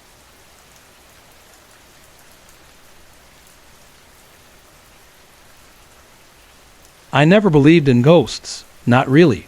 Sure, I'd heard the stories, whispers of old houses, demonic possessions, and cursed places. But those were just tales, right? Something to scare kids at sleepovers. I wish I could still believe that. My name is Sarah Mitchell, and this happened during my second year in Silverbrook, a quiet little town in Pennsylvania where I was renting a small apartment with my husband, Ethan. It was a simple 2-bedroom place, nothing fancy, but enough for the 2 of us. The first time I saw it, I thought it was a nightmare. It stood at the foot of my bed, tall, emaciated, and grotesque. Its body was human-like, but sickly pale, covered in filth, with jagged black nails extending from unnaturally long fingers. The thing had matted hair that hung over its face, covering its features like a veil. Its abdomen was bloated, like a rotting corpse left too long in the sun. But the worst part, its legs were bound in rusted chains. I tried to move, but my body was paralyzed. The creature lurched forward, reaching for me with clawed fingers. Just as it was about to touch me, I woke up. Cold sweat drenched my body. My hands trembled as I turned to wake Ethan, but as I reached out, my breath caught in my throat. 3 long, fresh scratches ran across his back. I shook him awake in a panic, but he barely stirred, muttering groggily, "It's nothing. Go back to sleep." But it wasn't nothing. After that night, the apartment changed. Shadows moved in the corners of my vision. The air felt heavier, colder. I'd see something dart past the hallway mirror. Just a flicker, gone before I could turn my head. The TV would switch channels on its own. Lights flickered at random, and objects went missing, only to turn up in impossible places. Then, one evening, something touched me. I was brushing my hair in front of the bathroom mirror when I felt it, cold fingers running through my strands, stroking them gently. My heart pounded as I spun around, expecting Ethan, but he wasn't there. I was alone. That night, I couldn't sleep. I lay awake, staring at the ceiling, listening to the eerie silence. Then came the whisper. At first, it was faint, like the rustling of leaves outside. But then, it grew clearer, more distinct. Sarah. My blood turned to ice. The voice was right beside my ear. I turned on the lamp so fast I nearly knocked it over. The room was empty. Ethan was still asleep, but I knew I wasn't imagining things. The attacks got worse. Doors slammed shut on their own. Cabinets opened in the middle of the night. Sometimes I'd hear my mother's voice calling me from another room, except my mother was thousands of miles away. And then, one night, it happened. I was sitting on the couch when I heard a loud clap echo from the hallway. My breath hitched. I stood up, cautiously walking toward the sound. There was nothing there. Just as I was about to turn back, a gust of freezing air rushed past me. A chill slithered down my spine. And then I felt it. Something black, thick, and cold crawling up my legs. It coiled around me, seeping into my skin like a parasite. My body locked up. My vision blurred. I couldn't move. I couldn't even scream. The last thing I remember was collapsing onto the floor as my world went black. I woke up in the hospital. The doctors said I'd suffered a seizure. That didn't make sense. I had no medical history of seizures, no neurological conditions. Ethan, a neurologist, dismissed my fears, insisting it was stress. He prescribed medications, but they only made me feel numbed, disconnected. Deep down, I knew the truth. It wasn't a medical condition. It was the house. My health spiraled. My hair started falling out in clumps. My body ached. I could barely get out of bed. The doctors blamed it on depression and anxiety, but I knew better. This thing, whatever it was feeding on me. One night, as I knelt to pray, something walked behind me. I could feel it, its presence looming, watching. I kept my eyes shut, forcing myself to finish my prayer. But then, as I went into sujud, I saw its feet, burnt, charred, reeking of decay. I bolted up, gasping, my pulse hammering in my ears. But when I turned around, nothing. That was the breaking point.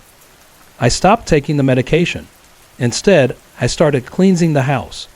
I played Bible verses through the speakers, burned sage, sprinkled holy water in every corner. I forced myself to get up, to reclaim my home. And for a while, things got better. The whispers faded, the shadows receded, my strength returned. But then, as our lease neared its end, the nightmares came back. It was our last night in that apartment. Ethan was asleep beside me. The room was quiet. Then, I felt it again. That paralysis. My body was frozen, my breath caught in my throat. My eyes flicked upward, and that's when I saw it. A 7-foot-tall figure stood in the corner of the room, wrapped in an immaculate black suit. But it had no face, no head, just a towering, human-shaped void. I wanted to scream, but my voice wouldn't come. It lunged toward me, and in that moment, I did the only thing I could. I forced out a whisper, "God help me." Instantly, the pressure lifted. My body loosened. I gasped, jerking upright. The room was empty. I shook Ethan awake, my body trembling. "Did you see that?" I gasped. He blinked at me in confusion. "See what?" My stomach dropped. I knew what I had seen. I knew it was real. But Ethan hadn't heard or seen anything. The next morning, we packed up and left. The new house felt lighter, brighter even. My health improved. My hair stopped falling out. I could finally sleep through the night. One day, I finally told Ethan everything. His expression darkened. "I saw something too," he admitted. "A black figure. In the second bedroom." I stared at him in horror. "Why didn't you tell me?" He hesitated. "I didn't want to scare you. I felt sick. I wasn't crazy. It wasn't just me." Something had been there. We never went back to that apartment. Sometimes, I wonder if anyone else who lived there experienced the same things. If they too saw shadows in the corners of their vision. if they heard whispers in the dead of night. I don't know what it was, a demon, a spirit, something worse. But I do know one thing. It's still there, waiting and watching. The thing in that house never liked me. This is my story. I thought I'd share it with you. My name is Daniel Carter, and I'm from Montana. In 2021, I moved to Hollow Creek, Oregon, to live with my aunt while I attended college. English isn't my first language, so I apologize if I make mistakes. The events I'm about to describe happened in 2020, the most terrifying and tragic experience of my life.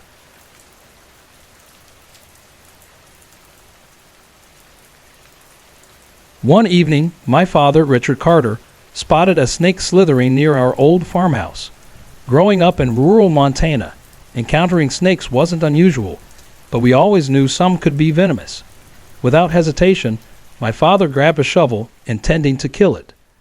Just as he raised the shovel, my sister, Emily, ran outside, screaming, "Dad, don't kill it."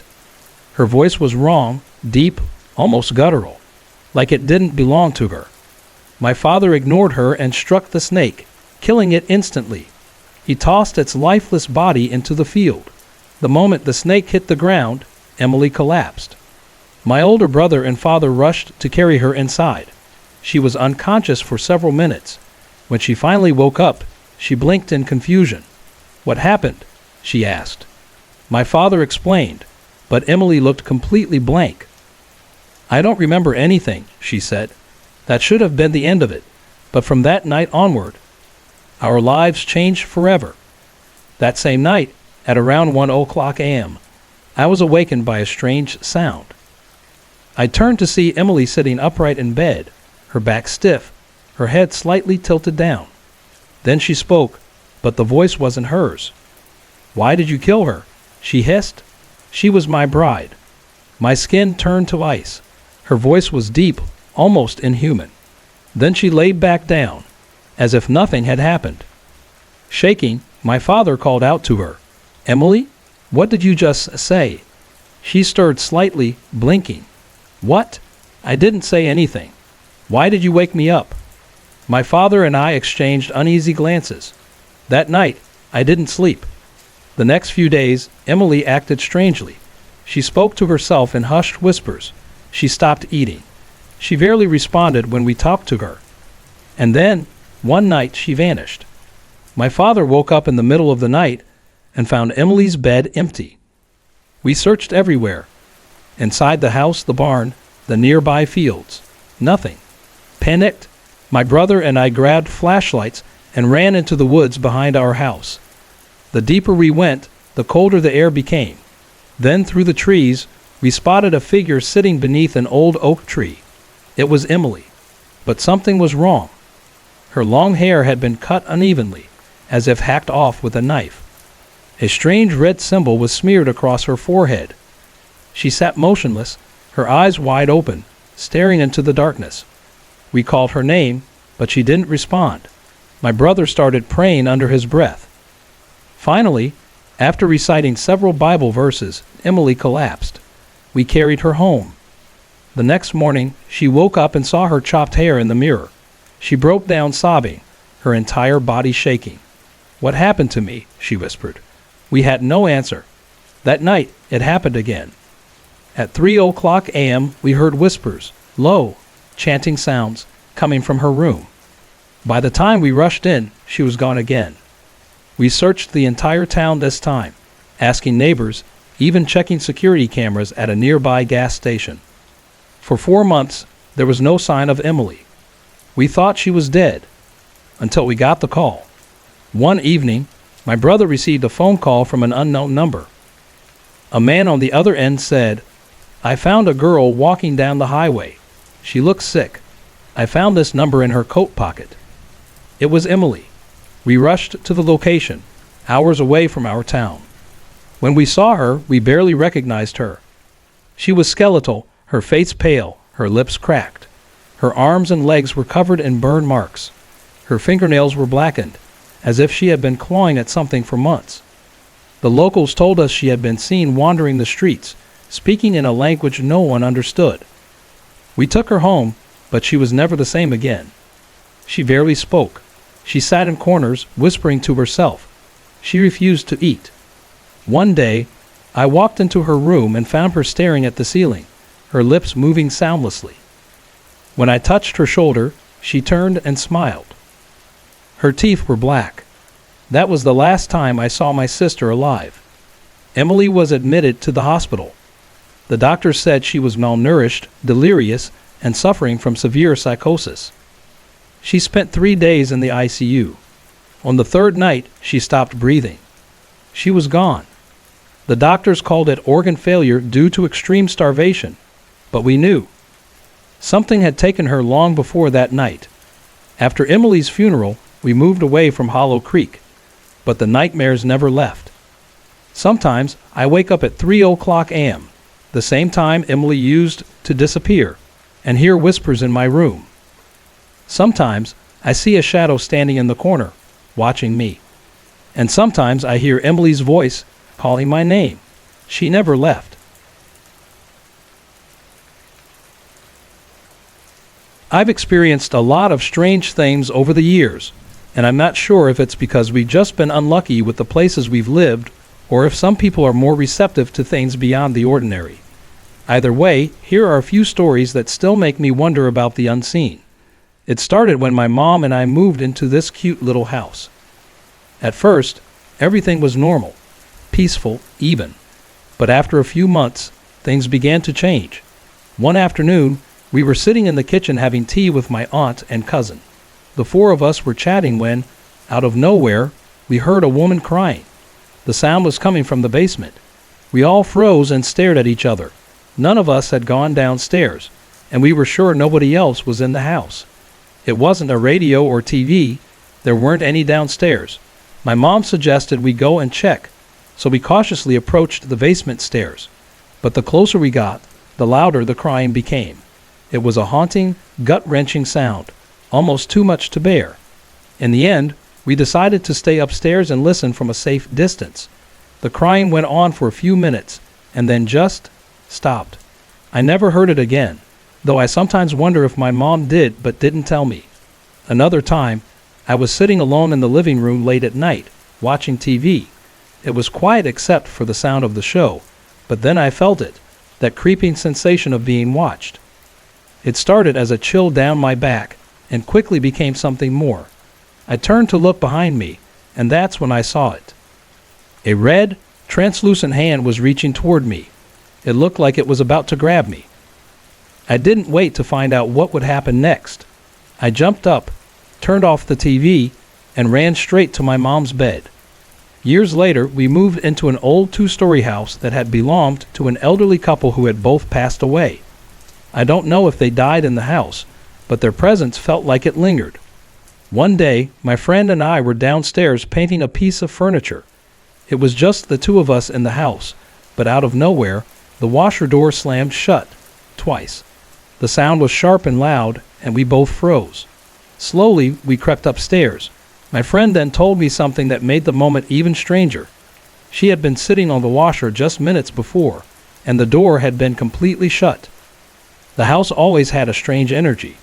My bedroom was on the main floor, right next to the living room. Sometimes, little orbs of light would appear in the bedroom, floating for just a moment before disappearing. One night, while I was watching TV alone, I heard something that made my skin crawl. It was the sound of heavy breathing, almost like someone snoring.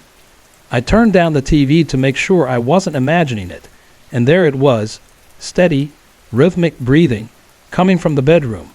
But there was nobody in there. I wasn't the only one who noticed these things. My husband and kids heard the footsteps upstairs too. My teenage daughter refused to stay in the house alone. Even now, years later, they still bring up the old haunted house. The house is empty now, but the neighbor next door says he occasionally hears doors slamming inside. I've never felt like the spirits there wanted to harm us. Maybe it was just the old couple, still living their lives in the only way they could. Before we moved into that house, we lived in a trailer where we experienced even more strange occurrences. Several people, including me, saw shadowy figures walking through the trailer. One night, Everyone was asleep except for my husband and me. We decided it was time to go to bed, so we turned off all the lights and settled in.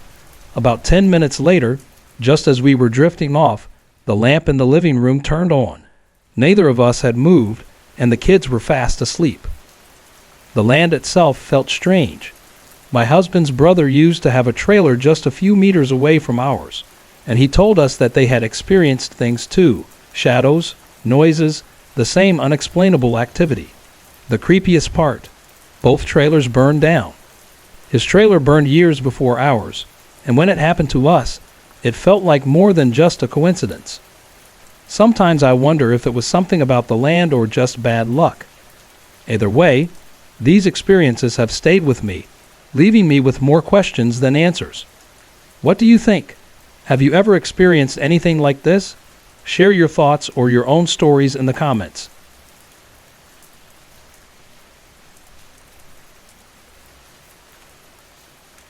Tonight, I'm sharing a story that still lingers in my mind years later. This story takes place during my teenage years. One day, my neighbor approached me with a simple offer. He needed help cleaning out his basement and was willing to pay me for the work. Now, I knew all about that house and its history, and I had my own unsettling experiences there. But nothing had ever happened during the day, and the idea of earning some extra money was too tempting to pass up. So, I agreed. We started by clearing out the junk that had piled up over the years. Boxes, broken furniture, old tools. It was a lot of work, but nothing unusual. Then my neighbor told me he wanted to expand the crawl space under the house, which meant removing some of the dirt from beneath it. Since I was the smallest, I got the job. I spent a good hour digging in the cramped, dimly lit crawl space, the air thick with dust. Just as I was about to take a break, my shovel hit something unusual. At first, I thought it was just a rock or some debris, but when I cleared away the dirt, I realized it was a hand. A small, petrified hand. It looked like the hand of a baby, curled around what seemed to be a rattle. For a moment, I just stared at it, unsure of what I was seeing. My rational mind tried to explain it away. Maybe it was just a doll's hand, buried and forgotten over the years. Still, something about it didn't sit right with me. I decided to pocket it and finish the section I was working on. When I climbed out of the crawl space, a friend of mine had stopped by. I told him about what I'd found, but he didn't believe me. To prove it, I pulled the hand out of my pocket and tossed it to him. He caught it, looked at it for just a second, and his face changed. "That's not funny, man," he said, his voice shaking as he tossed it back to me like it was burning his hands. I caught it again and took a closer look. My stomach dropped. It wasn't a doll's hand. It was too detailed, too real. The fingers, the texture, even the tiny indentations where fingernails would have been. It looked like the severed hand of an infant, cut off just above the wrist. I wanted to be sure my eyes weren't playing tricks on me, so I tossed it back to my friend, hoping he'd take another look and confirm what I was seeing. But he wouldn't touch it again. He let it drop to the ground in front of him, shaking his head and backing away. We both saw exactly where it landed. Neither of us wanted to lose it. It was too strange, too unsettling not to inspect further. I bent down to pick it up, but when I got to the spot where it should have been, it was gone. We searched everywhere, combing the ground around us, looking in places it couldn't possibly have rolled or fallen. It simply wasn't there. It had vanished. To this day, my friend hates talking about that incident. He won't even walk near that house, choosing to avoid it altogether. And while some might say it was just a doll's hand or that I made the whole thing up, I know what I saw. My friend knows what he saw, and we both know the history of that house. Enough to understand that some things are better left undisturbed. What do you think? Was it just a strange coincidence, or was something darker at play? Let me know your thoughts in the comments, and if you've ever experienced something similar, I'd love to hear your story.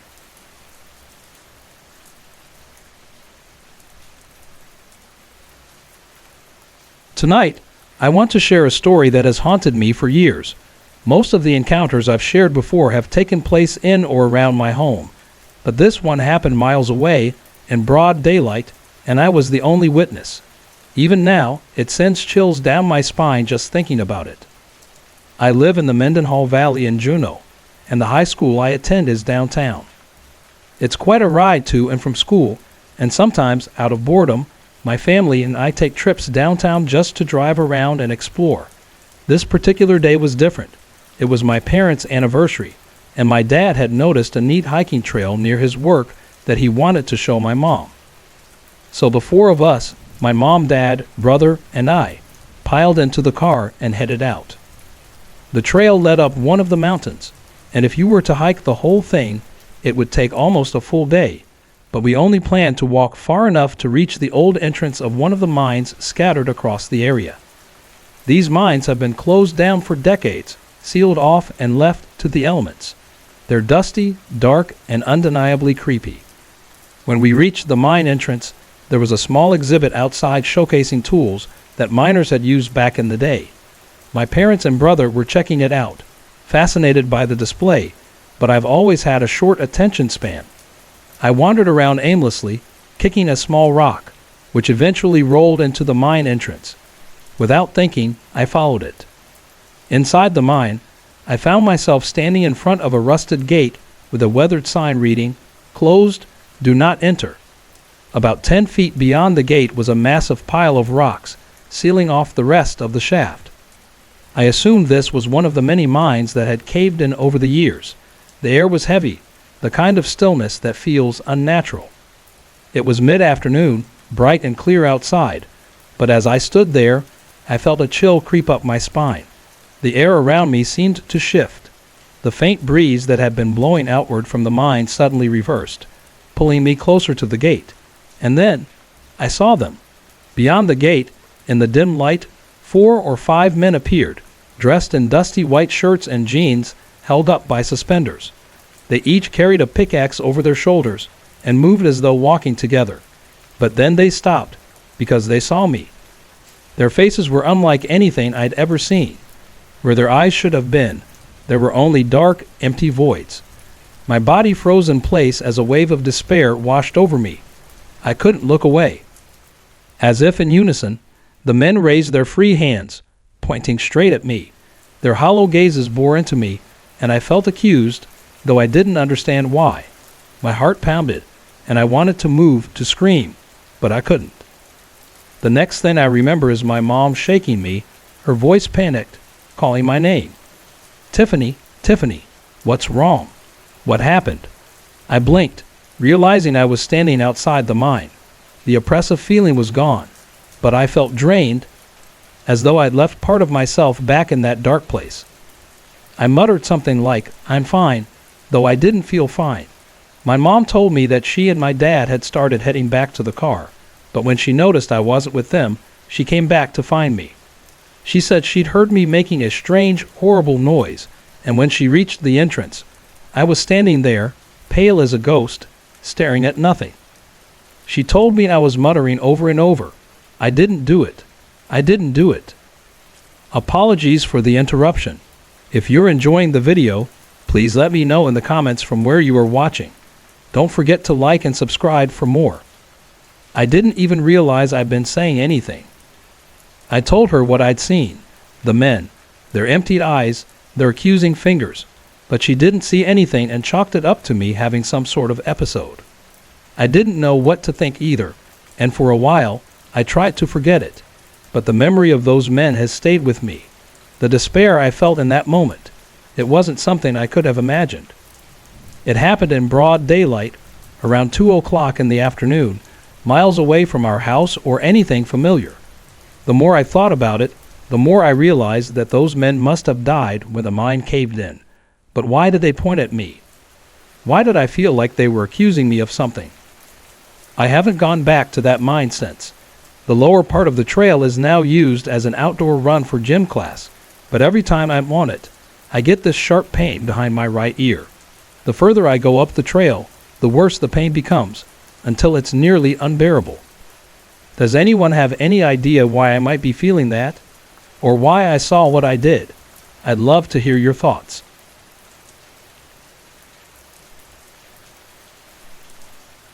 This story is about how unseen forces have seemed to look out for me during pivotal moments in my life. It all started when I was about 7 years old. I remember being outside in the backyard, playing on the swing set. My brother and sister were off somewhere else, and my mom was inside the house. It was just me, happily swinging, when I suddenly heard a stern, almost harsh-sounding voice. It was an older woman calling my name. At first, I ignored it, thinking maybe I'd imagined it, but then it came again, stronger, angrier. I jumped off the swing and ran inside, asking my mom if she had called me. She gave me a confused look and said she hadn't. Everything was fine, she told me, and encouraged me to go back outside to play. But something about that voice stuck with me. I refused to go back into the backyard and wouldn't let my siblings play out there either. An hour later, we got a call from our neighbor. He told my parents he'd seen a copperhead snake slithering near the swing set. It had disappeared under the shed, which was right behind where I'd been playing. My dad called an exterminator, and when they arrived, they found not just one snake, but a nest of eggs hidden beneath the shed. Later, my mom asked me again why I'd thought she was calling me earlier. I told her the voice sounded older, like a grandmother's, and much too harsh to be hers. She just smiled and said, "Well, it looks like you have an angel watching over you." From that day on, I started noticing more strange occurrences. I would hear that same voice anytime I was near danger, like a quiet guardian guiding me away. It became almost comforting, like someone was always looking out for me. Fast forward about 12 years. I was 19 and had moved into an older house with a roommate. The house belonged to her grandmother, who was in a nursing home due to advanced Alzheimer's. My room had been her grandmother's, and from the moment I moved in, I noticed an overwhelming sense of peace in the space. It was calming, even though I later found out her grandfather had passed away in that room, in the very bed I was using. At first, the peacefulness outweighed my unease, but after a month or so, I started having vivid, strange dreams again. Nothing I could pin down, just an unsettling sense of something out of the ordinary. One night, I went to bed late and fell asleep quickly. That's when I had the dream. In it, I was fishing with my little sister, something I never do. While we were fishing, she fell into the water and took in a lot of it. I rushed her to the ER, where the doctor told me to monitor her closely for signs of infection. If her condition worsened, I was to call 911 immediately. When we got home, she started having trouble breathing, and the dream ended abruptly. I woke up with a start, wide awake in a way I never am after a dream. The details of it were so vivid, and I couldn't shake the feeling that something was wrong. I almost called my sister to check on her but hesitated.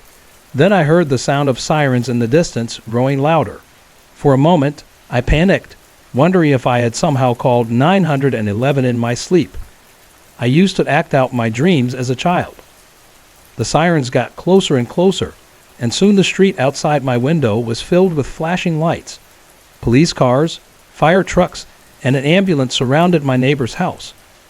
I watched in confusion as EMTs entered and eventually brought my neighbor out on a stretcher. The next day at work, I filed 911 reports for the police department. I pulled up the report for the call.